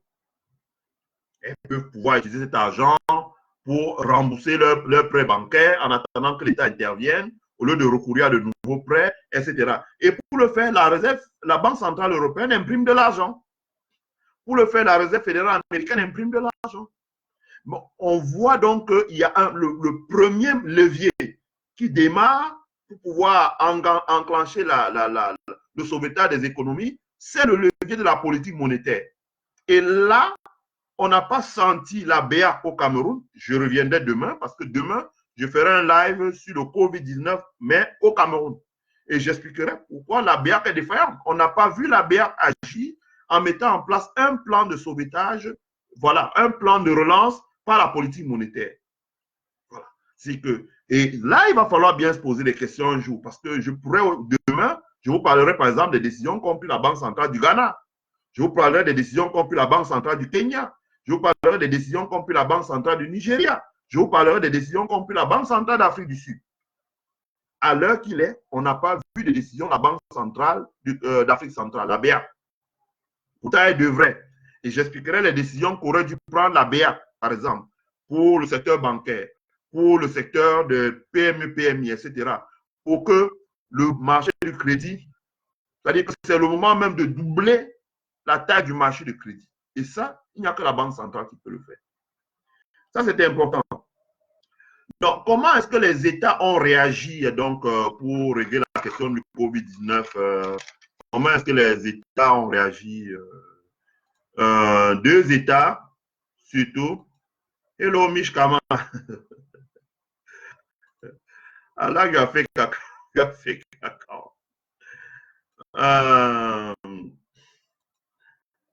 Donc, comment est-ce que les États ont réagi comment est-ce que les États ont réagi comment est-ce que les États ont réagi Mishkama qui me perturbe là. Voilà, comment est-ce que les États ont réagi? Principalement les États-Unis et la France. Comment est-ce que ces 2 États ont réagi? Ces 2 États ont réagi. D'abord, ce qu'il faut dire, les États-Unis, la France, l'Allemagne, la Grande-Bretagne, surtout les États-Unis, conscients qu'ils sont un pays majeur dans l'économie internationale, un pays majeur dans l'économie mondiale, hein, que ce soit par le poids de leur économie, la solidité de leur monnaie, leurs engagements dans le monde, leur poids dans le commerce international, la taille de leurs entreprises, leurs investissements, leurs actifs dans le monde, un certain nombre de paramètres. Les Américains sont conscients de leur poids dans l'économie internationale. Donc, les États-Unis ont réagi. La première chose, c'est la communication. Le président Donald Trump a mis sur place une task force. Une task force qui est composée de lui, le président, le vice-président, le secrétaire d'État, le président Trump, le vice-président Mike Pence, le secrétaire d'État Mike Pompeo, le chef d'État-major de l'armée, le ministre de la Santé, etc., etc., etc. Donc, il y a eu ça.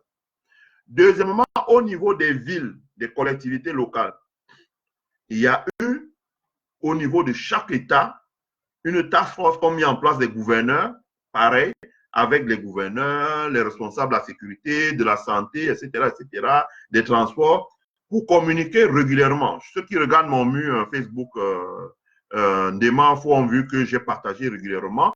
Ça, ce n'est pas pour narguer les Camerounais, mais c'est pour que les Camerounais voient comment on travaille ailleurs. Régulièrement, je dis que le département d'État a communiqué régulièrement. La Maison-Blanche a communiqué régulièrement. Les gouverneurs au niveau des États ont communiqué régulièrement. Les maires au niveau des grandes villes, même des petites. Dans les petites, vous avez régulièrement les maires qui passent dans les radios pour communiquer, des radios FM. Et dans les grandes villes, vous avez des lives Facebook. New York, par exemple, on a vu le maire Bill de Blasio monter au créneau pour s'exprimer. Chicago, on a vu le maire monter au créneau pour s'exprimer. La maire, je ne sais pas si on dit le maire ou la maire. Des villes comme San Francisco, etc., Dallas, au Texas, on a vu les maires, les gouverneurs, Rick Perry, Blizzard ici, etc. On a vu comment les élus locaux, l'État fédéral, on a vu comment à chaque niveau, ils ont mis des task force pour travailler. En France, je me parlais de l'Europe, un pays que j'ai bien suivi, on a vu Emmanuel Macron, je crois qu'il a son 3e discours depuis que ça a commencé, pour rassurer les Français, pour montrer aux Français que voilà, nous sommes au charbon. Il a fait 2 discours et puis il a fait une longue interview devant la presse à la sortie d'un hôpital.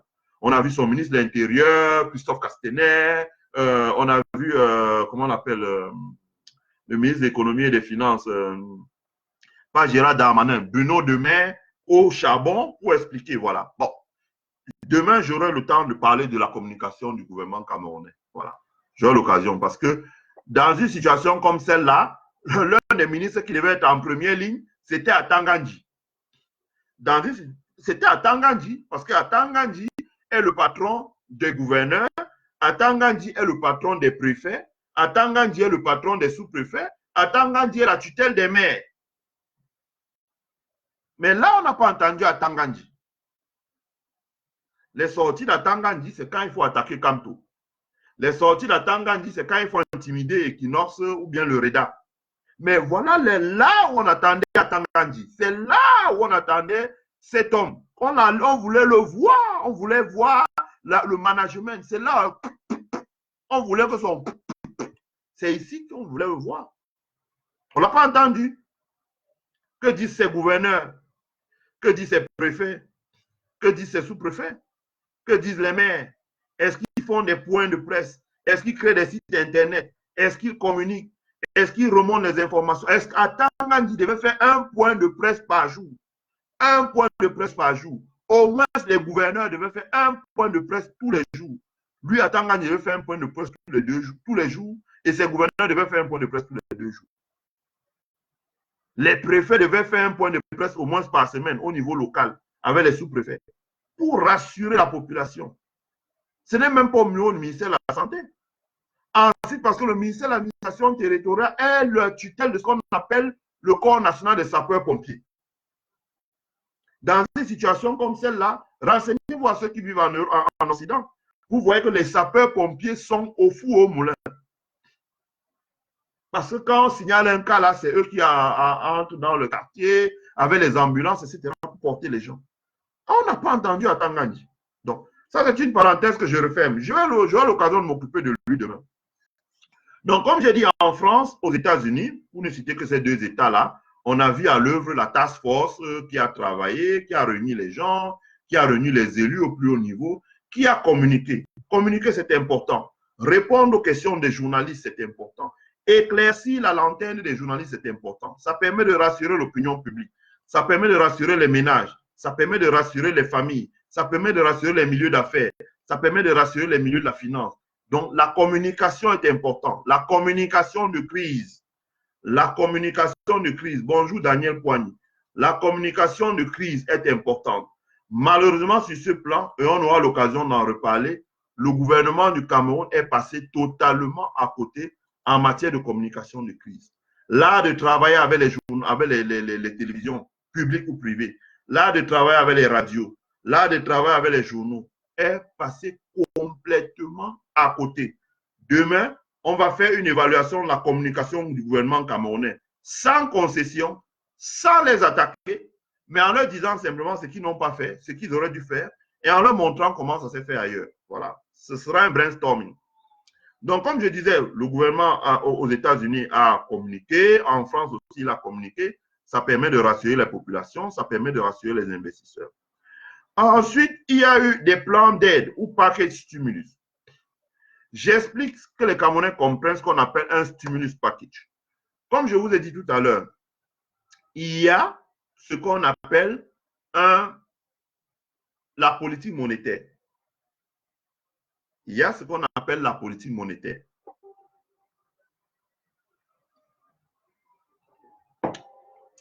Il y a ce qu'on appelle la politique monétaire. Il y a ce qu'on appelle la politique monétaire. J'ai expliqué la politique monétaire. En France, en Europe surtout, la Réserve fédérale européenne a racheté massivement la dette des États. Ça permet de réinjecter la liquidité dans le circuit économique. Ça permet de tenir cette dette-là pour qu'il n'y ait pas de la spéculation là-dessus, pour que ça n'affole pas les marchés financiers. Donc, les marchés financiers n'ont pas trop paniqué, malgré que le cours baisse. Et les cours ne baissent même plus trop, parce que comme la Réserve fédérale fait de l'open market, ça stabilise les cours. Je vais y revenir. Je me concentre maintenant sur un levier qu'on appelle la politique budgétaire. La politique budgétaire, c'est un levier qu'a l'État dans n'importe quel pays.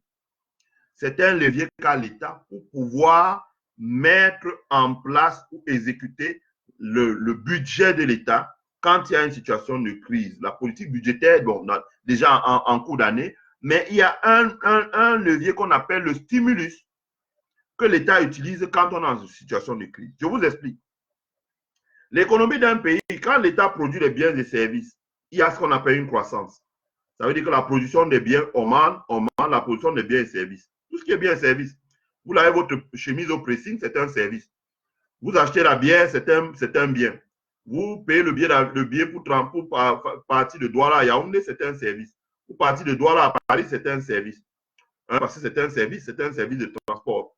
Vous achetez l'électricité, payez votre facture d'électricité, c'est un service. Votre facture d'eau, c'est un service. Si vous achetez votre voiture, c'est un bien. Vous payez le carburant, c'est un bien, etc. Donc, il y a la production des biens et services. Dans un pays comme la France, vous avez l'INSEE. Dans un pays comme le Cameroun, vous avez l'Institut national de la statistique.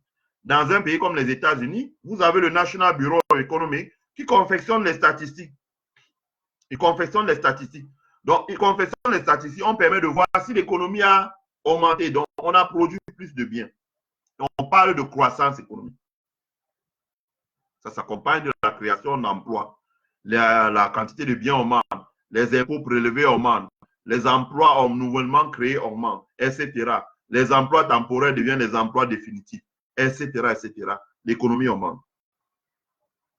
Maintenant, lorsque l'économie va mal, parce qu'il y a un choc, comme par exemple, il y a maintenant le coronavirus qui fait qu'on confine les gens à la maison, ce qui se passe, c'est que l'État paie massivement les recettes fiscales. Parce que l'État paie massivement les recettes fiscales, ça devient un peu plus difficile pour l'État.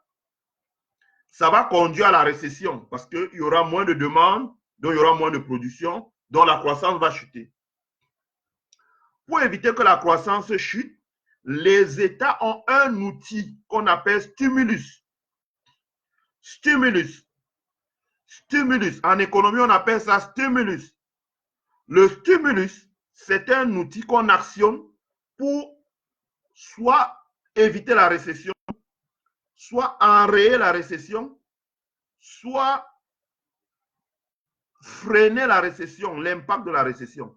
Le stimulus est essentiellement utilisé pour combattre la récession et pas la croissance. Ça veut dire que quand on actionne derrière le stimulus, on sait que l'économie va aller moins bien. Mais on utilise ça pour combattre la récession.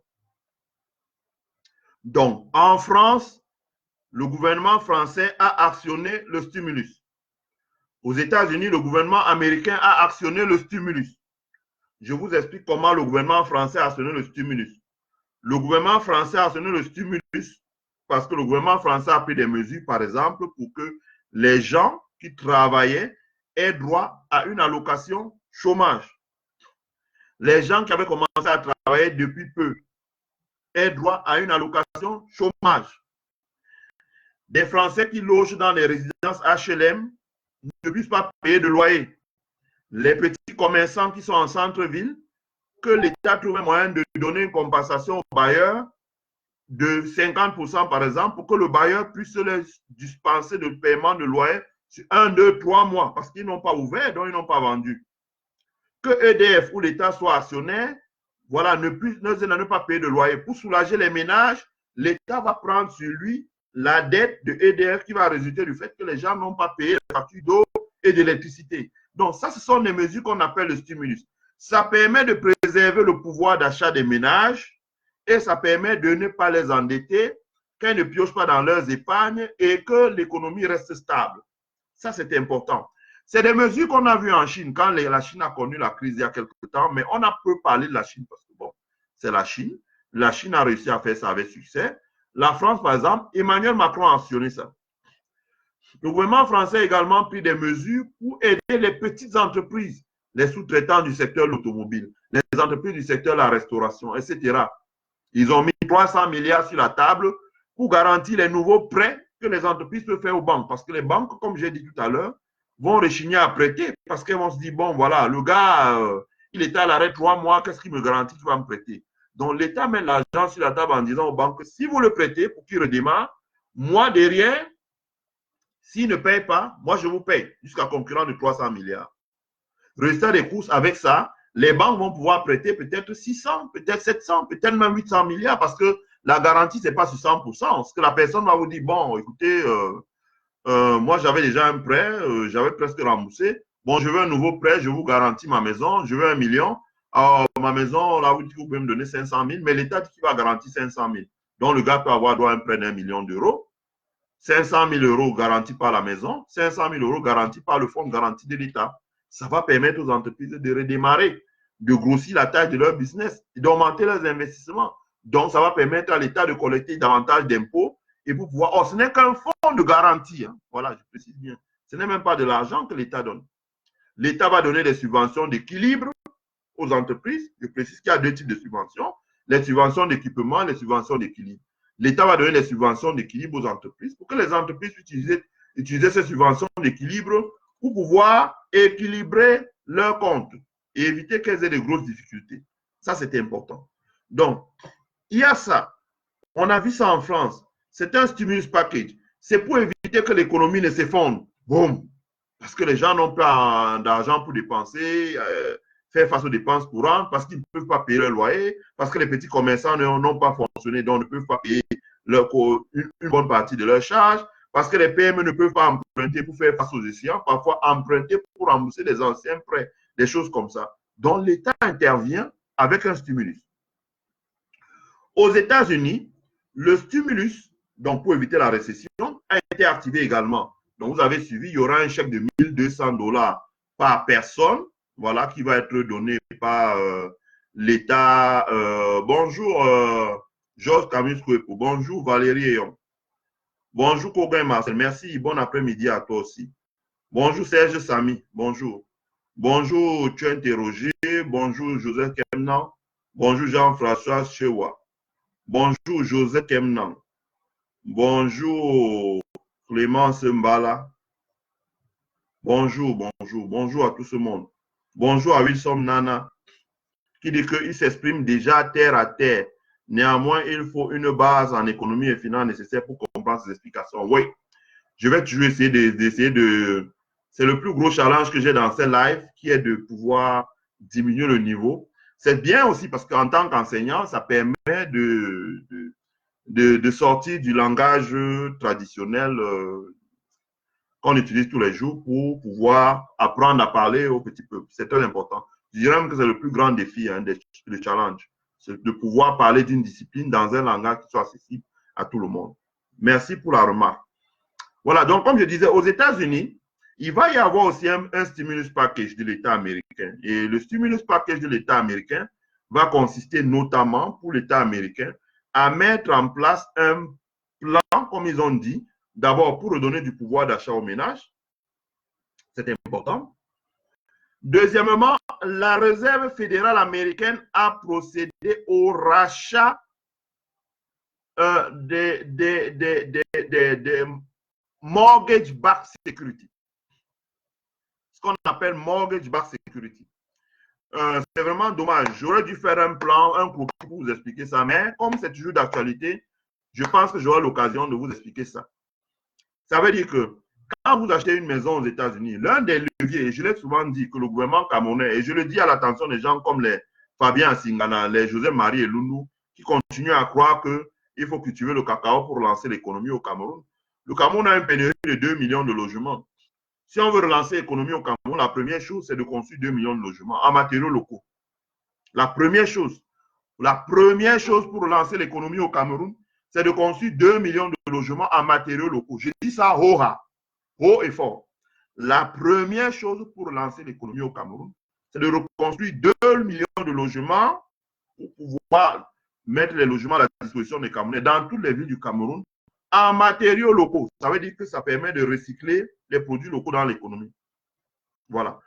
Aux États-Unis, 50 à 55% des crédits des banques sont consacrés au crédit pour financer la construction de logements. Aux États-Unis, 50 à 56% des crédits bancaires sont consacrés uniquement à la construction des logements. Ce que les banques font, c'est les mortgages. C'est les prêts pour l'acquisition de logements, les mortgages. Ça veut dire que vous avez des promoteurs immobiliers qui construisent. Les promoteurs immobiliers, une fois qu'ils ont construit, ils empruntent chez les banques pour construire. Une fois qu'ils ont construit, ils revendent. Ils revendent à des brokers, c'est-à-dire ils revendent à travers des agences immobilières, ils revendent à des brokers, ils revendent à des banques qui, les banques, c'est-à-dire vous venez voir une banque, vous dites, bon voilà, moi je veux emprunter de l'argent, je veux acheter une maison. La banque vous dit, bon voilà, vous avez combien de down payment? La maison c'est 250 000 $. Vous dites, ah, j'ai 50 000 $, ça fait 20%. Quand vous mettez 20%, la banque vous demande de souscrire une police d'assurance et vous donne les clés de la maison. Et vous emprunte ce qui se passe, c'est que la banque vous emprunte de l'argent et vous entrez dans la maison, mais elle ne garde pas ce prêt-là par devant elle. Elle ne garde pas ce prêt sur elle. La banque ne garde pas ce prêt sur elle.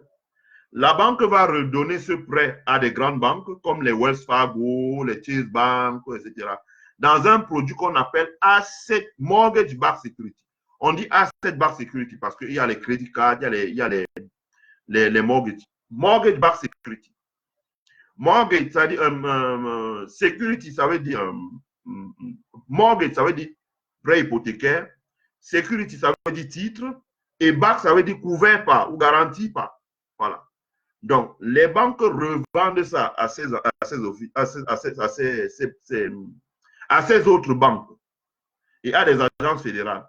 Donc, quand il y a eu la crise comme celle qu'il y a eu là, pour éviter qu'il y ait une panique sur ce marché et pour que les gens continuent à acheter, qu'il n'y ait pas de panique quant au remboursement de leurs prêts, tout ça, les grandes agences fédérales, Freddie Mac, Fannie Mae, ont reçu des prêts de la part de l'État américain pour racheter les mortgage backed security et stabiliser le marché de l'immobilier pour qu'il n'y ait pas de panique là dehors, pour que les promoteurs immobiliers continuent à construire, pour que les gens continuent à acheter ou bien pour que les gens refinancent leur mortgage s'ils n'ont pas les moyens.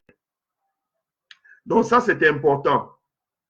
L'État américain a activé le stimulus. L'État américain a activé des plans d'aide pour les petites entreprises, les prêts, les garanties pour les prêts, les subventions, les dotations pour apurer le loyer, etc. Les travailleurs vont pouvoir bénéficier des allocations, des indemnités chômage, tout de suite, ceux qui ont perdu leur emploi.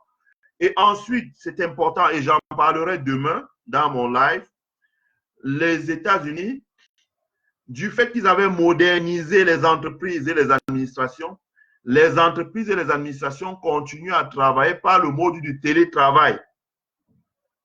Moi, par exemple, une semaine de travail, chez moi, c'est 50 à 60 heures.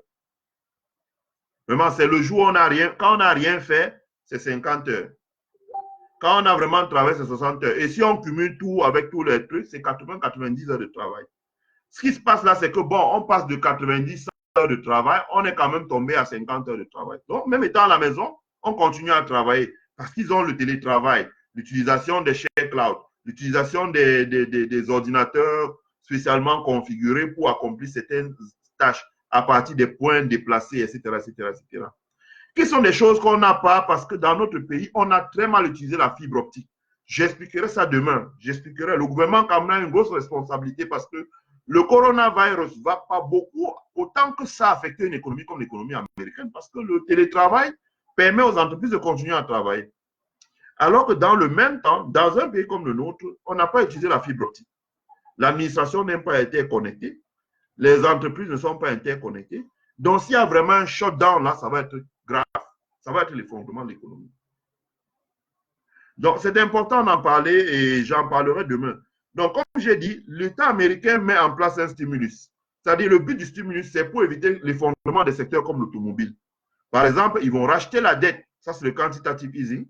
La Banque centrale va racheter la dette des entreprises du secteur de l'automobile et elle va injecter l'argent pour que les gens puissent acheter de nouveaux véhicules.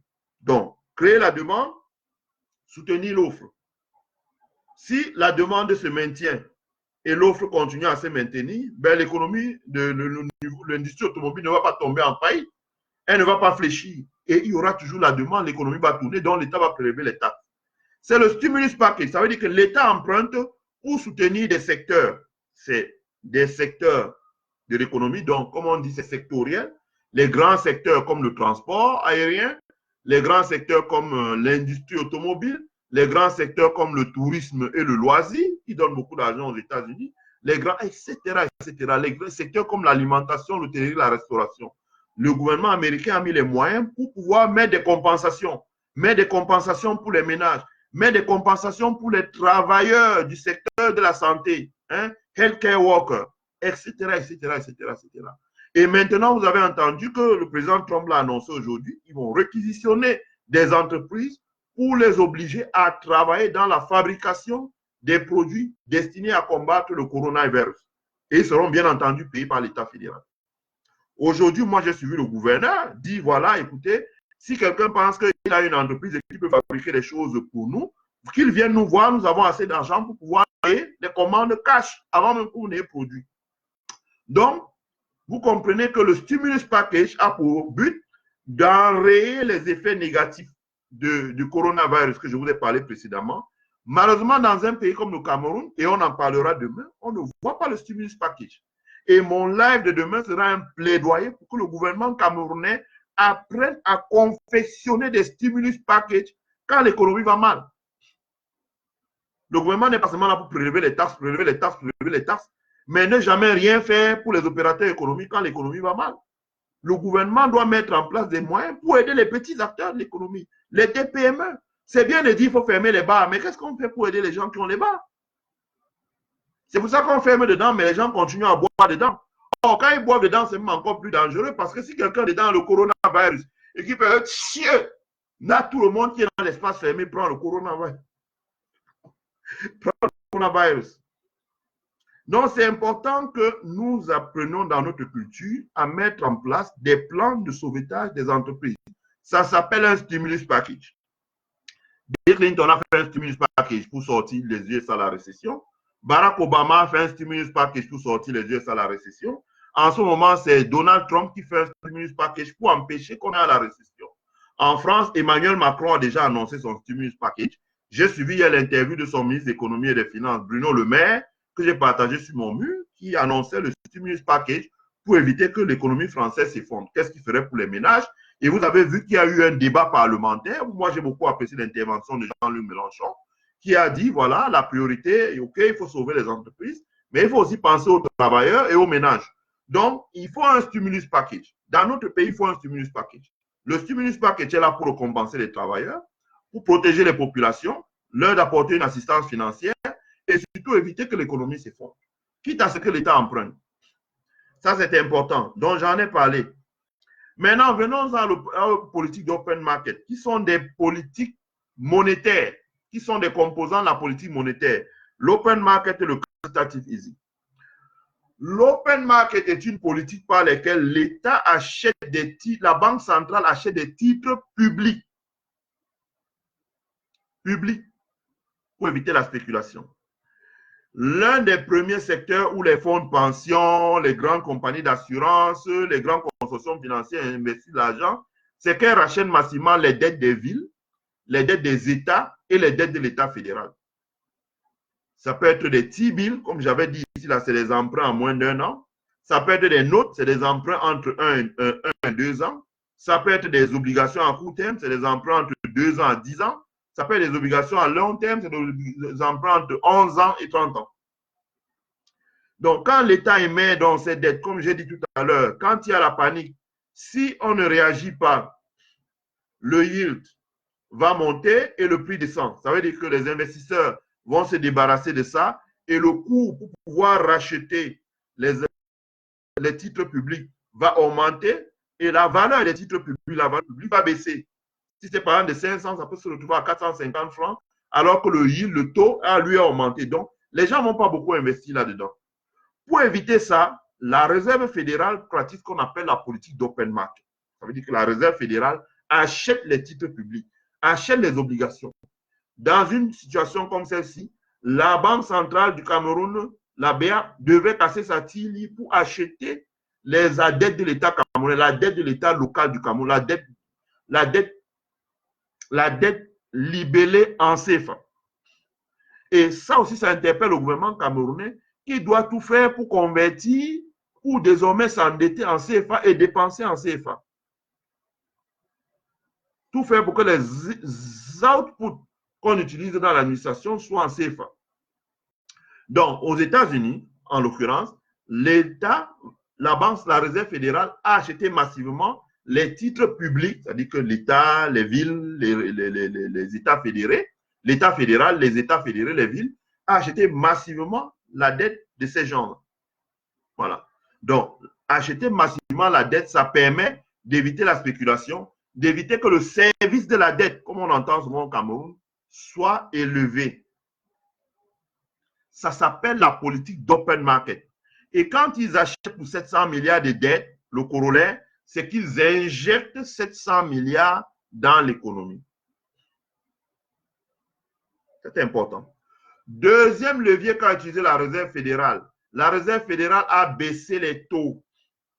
Les taux sur le loyer de l'argent. Ça veut dire que vous avez votre emprunt, vous avez emprunté l'argent, vous avez emprunté, par exemple, vous avez pris un prêt hypothécaire, comme on dit, mortgage, loan, prêt hypothécaire pour acheter votre maison. Ça veut dire que votre maison, on dit, la maison, elle vaut 500 000 $, vous achetez.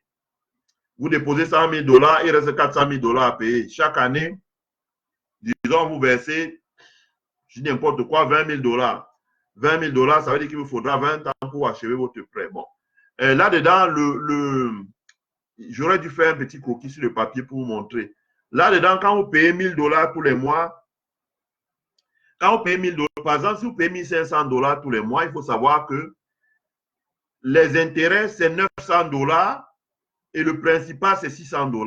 Donc, quand vous payez 1 000 $, une grande partie, quand les intérêts sont élevés, les intérêts, c'est par exemple 1 000 $, le principal, c'est 500 $. Mais quand la Réserve fédérale baisse les taux, les intérêts aussi baissent. Si les intérêts baissent, quand vous payez 1 500 $ désormais, les intérêts seront peut-être 800 $ et le principal sera 700 $. Ça veut dire que vous remboursez pour payer plus vite votre maison.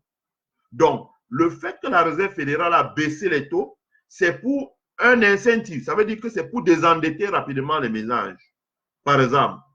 Deuxième chose, c'est sur les cartes de crédit, par exemple, pour lancer la consommation dans les magasins comme les Best Buy, les Walmart, les achats en ligne sur Amazon, etc., les cartes de crédit. Très rapidement, vous allez voir, j'aurais pu vous montrer. Ça n'a pas tardé. Hein, je pourrais vous montrer là. Voilà, par exemple, voilà. Est-ce que je peux montrer ça? Voilà. Voilà, un opérateur, par exemple, un fabricant de véhicules qui dit, bon, voilà, vous pouvez venir emprunter chez moi. Je vous donne entre 39 000 et 60 000 $ si vous voulez acheter les voitures. Voilà. Donc, si vous voulez acheter les voitures, là, tout de suite, vous pouvez aller acheter les voitures, etc. Parce que le taux a baissé, parce que j'ai regardé votre crédit, c'est bas, votre crédit score est bon, le taux est très bas pour vous, vraiment. Je vous en prie, venez prendre les voitures comme vous voulez jusqu'à hauteur de 60 000 $. Donc, c'est comme ça. Donc, en fait, la Réserve fédérale baisse les taux, c'est pour lancer les crédits à la consommation parce que la Banque centrale a plusieurs guichets. Elle a les guichets pour les crédits à la consommation. Ce sont les taux sur les loyers d'argent à court terme. Et là aussi, elle a baissé les taux sur les loyers d'argent à moyen terme et à long terme pour lancer l'investissement. Donc, comme j'ai dit, une fois qu'elle baisse les taux, quand vous payez, si vous payez 1 500 $ tous les mois pour payer votre maison, par exemple, logiquement, 1 000 $ va aux intérêts, 500 $ va au principal. Mais quand elle baisse les taux désormais, peut-être même 800 $ va aller au principal, 700 $ aux intérêts. Ça fait que vous payez très vite, vous remboursez très vite votre maison. Vous pouvez même la vendre et acheter une autre. Donc, ça fait des affaires, ça fait du business en la nature. Vous pouvez même dire, voilà, j'étais déjà, il manquait 20%, je vais accélérer, rembourser et je vais payer une autre maison que je vais mettre en location, etc., etc. C'est pour ça qu'on appelle ça stimulus. C'est pour stimuler l'activité économique. Stimuler l'activité économique. Ça permet aussi de tirer la sonnette d'alarme aux économistes, aux dirigeants camerounais. Là, je dis encore que, et j'aurai l'occasion de le démontrer dans un live, mais là, il faudrait que je mette un dashboard pour expliquer beaucoup de calculs. L'un des premiers leviers, piliers sur lesquels le gouvernement peut s'appuyer pour relancer l'économie, c'est le logement. D'abord parce que quand il y a peu de logement, il y a inflation. Ça pénalise le pouvoir d'achat. Les gens se logent mal, donc les conditions de vie sociale, sanitaire ça affecte la santé, etc., etc. La promiscuité, les gens se louent en contrebas des montagnes, avec les risques qu'on a vus, comme Anguaché, etc., etc., etc. Donc, l'un des premiers leviers, c'est l'urbanisation, la construction de logements dans toutes les villes du Cameroun. La construction de logements. Mais pour ça, il faut structurer le marché. Le marché, comme il est tel qu'il est maintenant, il n'est pas bien structuré. On aura l'occasion d'en parler. Le dispositif du crédit foncier, etc., etc. Il est mal structuré. La politique confiée au ministre de la Ville, elle est mal structurée. C'est une politique qui devrait être ramenée au niveau des maires et non pas des ministres. On aura l'occasion d'en reparler. Donc, comme vous comprenez, donc, aux États-Unis, l'un des premiers secteurs qui drive, qui porte l'économie, c'est le secteur de la construction et de la vente des logements. C'est ça qui crée des emplois, c'est ça qui drive la demande, parce que les logements aux États-Unis, si vous voyez, ils sont conçus à 100% en matériaux locaux. C'est des matériaux fabriqués sur le territoire américain. Le bois, la pierre, les pierres cuites, etc., etc., etc., etc. Donc, c'est important de le dire. C'est pour ça que la Réserve fédérale a baissé les taux. Enfin, il y a ce qu'on appelle le quantitative easing. Le quantitative easing, par exemple, en France, ceux qui ont suivi la conférence de Bruno Le Maire, le ministre français de l'économie et des finances, il a dit qu'il mettait en place des dispositions pour protéger les grandes entreprises françaises.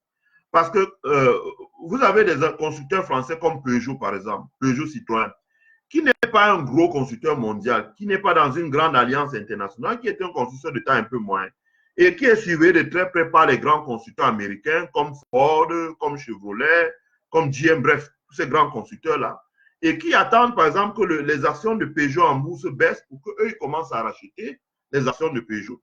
Donc, dans ce cas, le gouvernement français, ce qu'il fait, c'est qu'il va monter rapidement au capital de Peugeot en rachetant les actions, si les gens vendent, pour détenir ces actions, pour éviter que des concurrents étrangers viennent acheter ces actions, pour entrer dans le tour de table de Peugeot et envisager une OPA achat ou bien une OPE, Open Public d'échange. Donc, bref, une acquisition de Peugeot.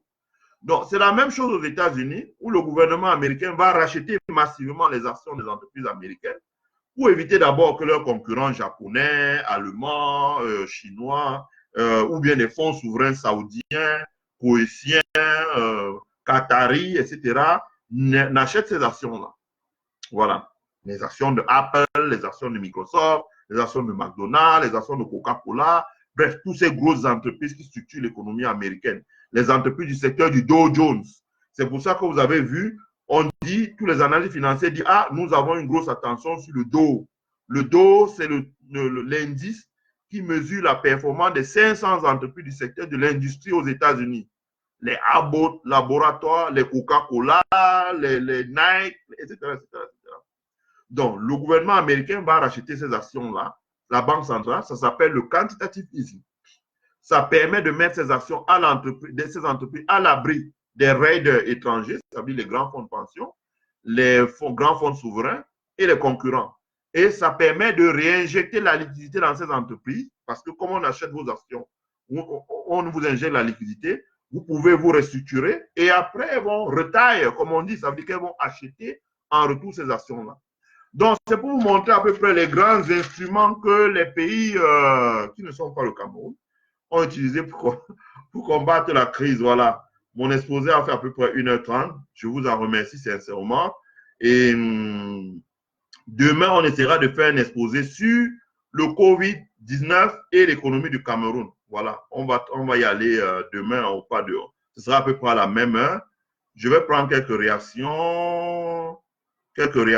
Joseph Kemgamé dit, même ici, je m'en vais. Bon, je n'ai pas bien compris là. Voilà. Jules Bidjan, bonjour. Bonjour, Lutin Djomo. Donc, Wilson Nana dit, comment un pays qui ne peut pas créer son argent peut faire face aux impacts du Covid? Wilson Nana, la BR peut émettre, la BR a la faculté, je te parle en tant qu'économiste, la BR a la faculté d'émettre des nouveaux coupons pour pouvoir racheter la dette du Cameroun. Elle a cette faculté. Elle a la faculté d'émettre de nouveaux coupons pour pouvoir racheter les dettes bancaires des entreprises camerounaises. Elle a cette faculté-là. En tous les cas, je n'ai pas vu une réunion entre le gouverneur, la Banque centrale, la BA, et le ministre des Finances camerounais et le Premier ministre camerounais pour dire, bon, voilà, qu'est-ce que nous on fait au niveau de la Banque centrale pour pouvoir apporter de l'aide au Cameroun. Tout ce qu'ils font, c'est qu'ils attendent de voir ce que vont dire les pays étrangers, combien d'argent les pays étrangers vont mettre sur la table pour que chacun mange un peu sa part, quoi, comme on dit. Voilà, c'est important. Josette Kemnan dit, chez nous en Suisse, on a tout réglé à plus de 100 000 milliards. Ben oui, on a réglé à plus de 100 000 milliards, mais on va récupérer ça derrière en termes de taxes. Parce que si on ne règle pas à plus de 100 000 milliards, on va avoir des problèmes. Clarisse Kanzé dit, d'où viendront les fonds que les gouvernements occidentaux sortent? J'ai bien peur que les pays dits du tiers-monde paieront d'une manière ou d'une autre. Non, non, non, non, non, non, non. Chasserie Kanzlin. Non. Les fonds viennent simplement de l'impression de l'argent. Je vous l'ai dit dans les lives précédents, quand l'économie est en crise, la Banque centrale a le pouvoir de battre monnaie, c'est-à-dire d'imprimer de l'argent et de le mettre sur le marché, c'est simple. Elle crée de la monnaie, c'est simple. Elle crée de la monnaie, simplement, c'est que ça dévalue la quantité, ça dévalue la valeur de la monnaie. Je prends un exemple, le dollar était déjà à 600, je crois qu'il est maintenant à 570, simplement parce que la Réserve fédérale est en train d'injecter massivement de l'argent.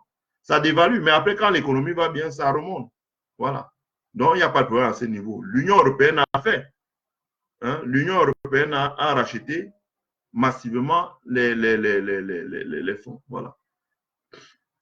Bon, Wilson Nana dit, les gars créent simplement l'argent à partir de leur banque centrale. Voilà. Dévaluation de la monnaie, baisse des taux d'intérêt. Exact, Wilson Nana. Exact, exact. Bon, Chasserie Klein dit, les USA 1000 milliards, l'Allemagne 550 milliards, l'Espagne 100 milliards d'euros. Exact, exact. Chaque pays en fonction de sa taille. Bonjour Joseph Kamgan, Jacques Sofou, bonjour Edmond Barési Franco. L'armée Al-Medi, la BR n'imprime que les papiers. La BR peut émettre de l'argent. Émettre de l'argent ne veut pas dire fabriquer des papiers, non. La BR peut décider, voilà, d'effacer au crédit et effacer au débit et d'inscrire au crédit et racheter les dettes des entreprises, des banques, des entreprises qu'amener dans les banques. C'est possible. Mais pourquoi ils ne le font pas, je n'en sais rien. Les gens vont manger les petits de nouvel ordre mondial en marche. Attendons de voir. Ngefak Jean, bonjour. Bonjour Jean-Pierre, Jean-Christian Dieucam. Bonjour Mélène Taffin. Ona Annick dit, le bien-être du peuple camerounais n'est pas leur préoccupation. Et ne l'a jamais été. Bon, attendons de voir. Edmond Barési Franco dit, au Cameroun, le twittologue a griffonné quelques phrases et les cabros sardinas ont... Voyons. Au Cameroun, le confinement, s'il est respecté, va tuer plus à cause de la chaleur et de la vestuosité des maisons. À Douala, ce sera un carnage. Même quand la maison est grande sans climatisation, c'est insupportable. C'est possible, Edmond Franco Barési. Tu es médecin, je ne le suis pas, donc je ne peux pas savoir. Bonjour Yolande. Liliane Yaga, bonjour, bonsoir. Hein, bonsoir. Georges Camille Kepo, que vont faire nos petites économies devant toutes celles en situation? Que vont faire nos petites économies? Hélas, c'est nos économies qui veulent être petites. Elles ont tout le potentiel pour être grandes, mais malheureusement, elles ne sont pas bien gérées. Bonjour Yolande. Bonjour. Bonjour Emmanuel Ndimbu. Edmond Franco Barési dit, tu parles de fibre optique. Voilà un ministre de l'enseignement qui demande aux enseignants, ceux qui ont des bons cours, ou elles entendent quoi par bon cours, de se rapprocher des inspecteurs et de leur envoyer les cours par email. Je connais des inspecteurs au Cameroun qui n'ont même pas de mail. Waouh! C'est chaud là. Hein? Edmond Franco Barési, je ne commente pas. Je connais le patron de la cybercriminalité au Cameroun. Il n'a pas de connexion Internet dans son bureau. Si je dis qu'il ne sait même pas utiliser l'ordinateur, vous allez croire que je suis devenu gourou. I'm charge of portable and call box à Kolo pour mener ses enquêtes et assis au bar. La fibre optique, c'est juste un slogan populiste. Wow. Bonjour, Général Barat. Alexis Kouetou, super leçon. Wilson Nana, très édifiant, merci. Wilson Nana, rendez-vous demain. Voilà, rendez-vous demain, heure de tout dit. Il sera 10h, entre 10 et 12h à Chicago. On va essayer de faire ça. Voilà. Comment est-ce que ça s'applique au Cameroun? Je remercie tous ceux qui ont regardé le live. Je vous remercie franchement. Et tous ceux qui ont partagé. Je vous souhaite de passer une bonne soirée. Je sais qu'il doit déjà être très tard là-bas au pays. Je vous dis merci et puis ben,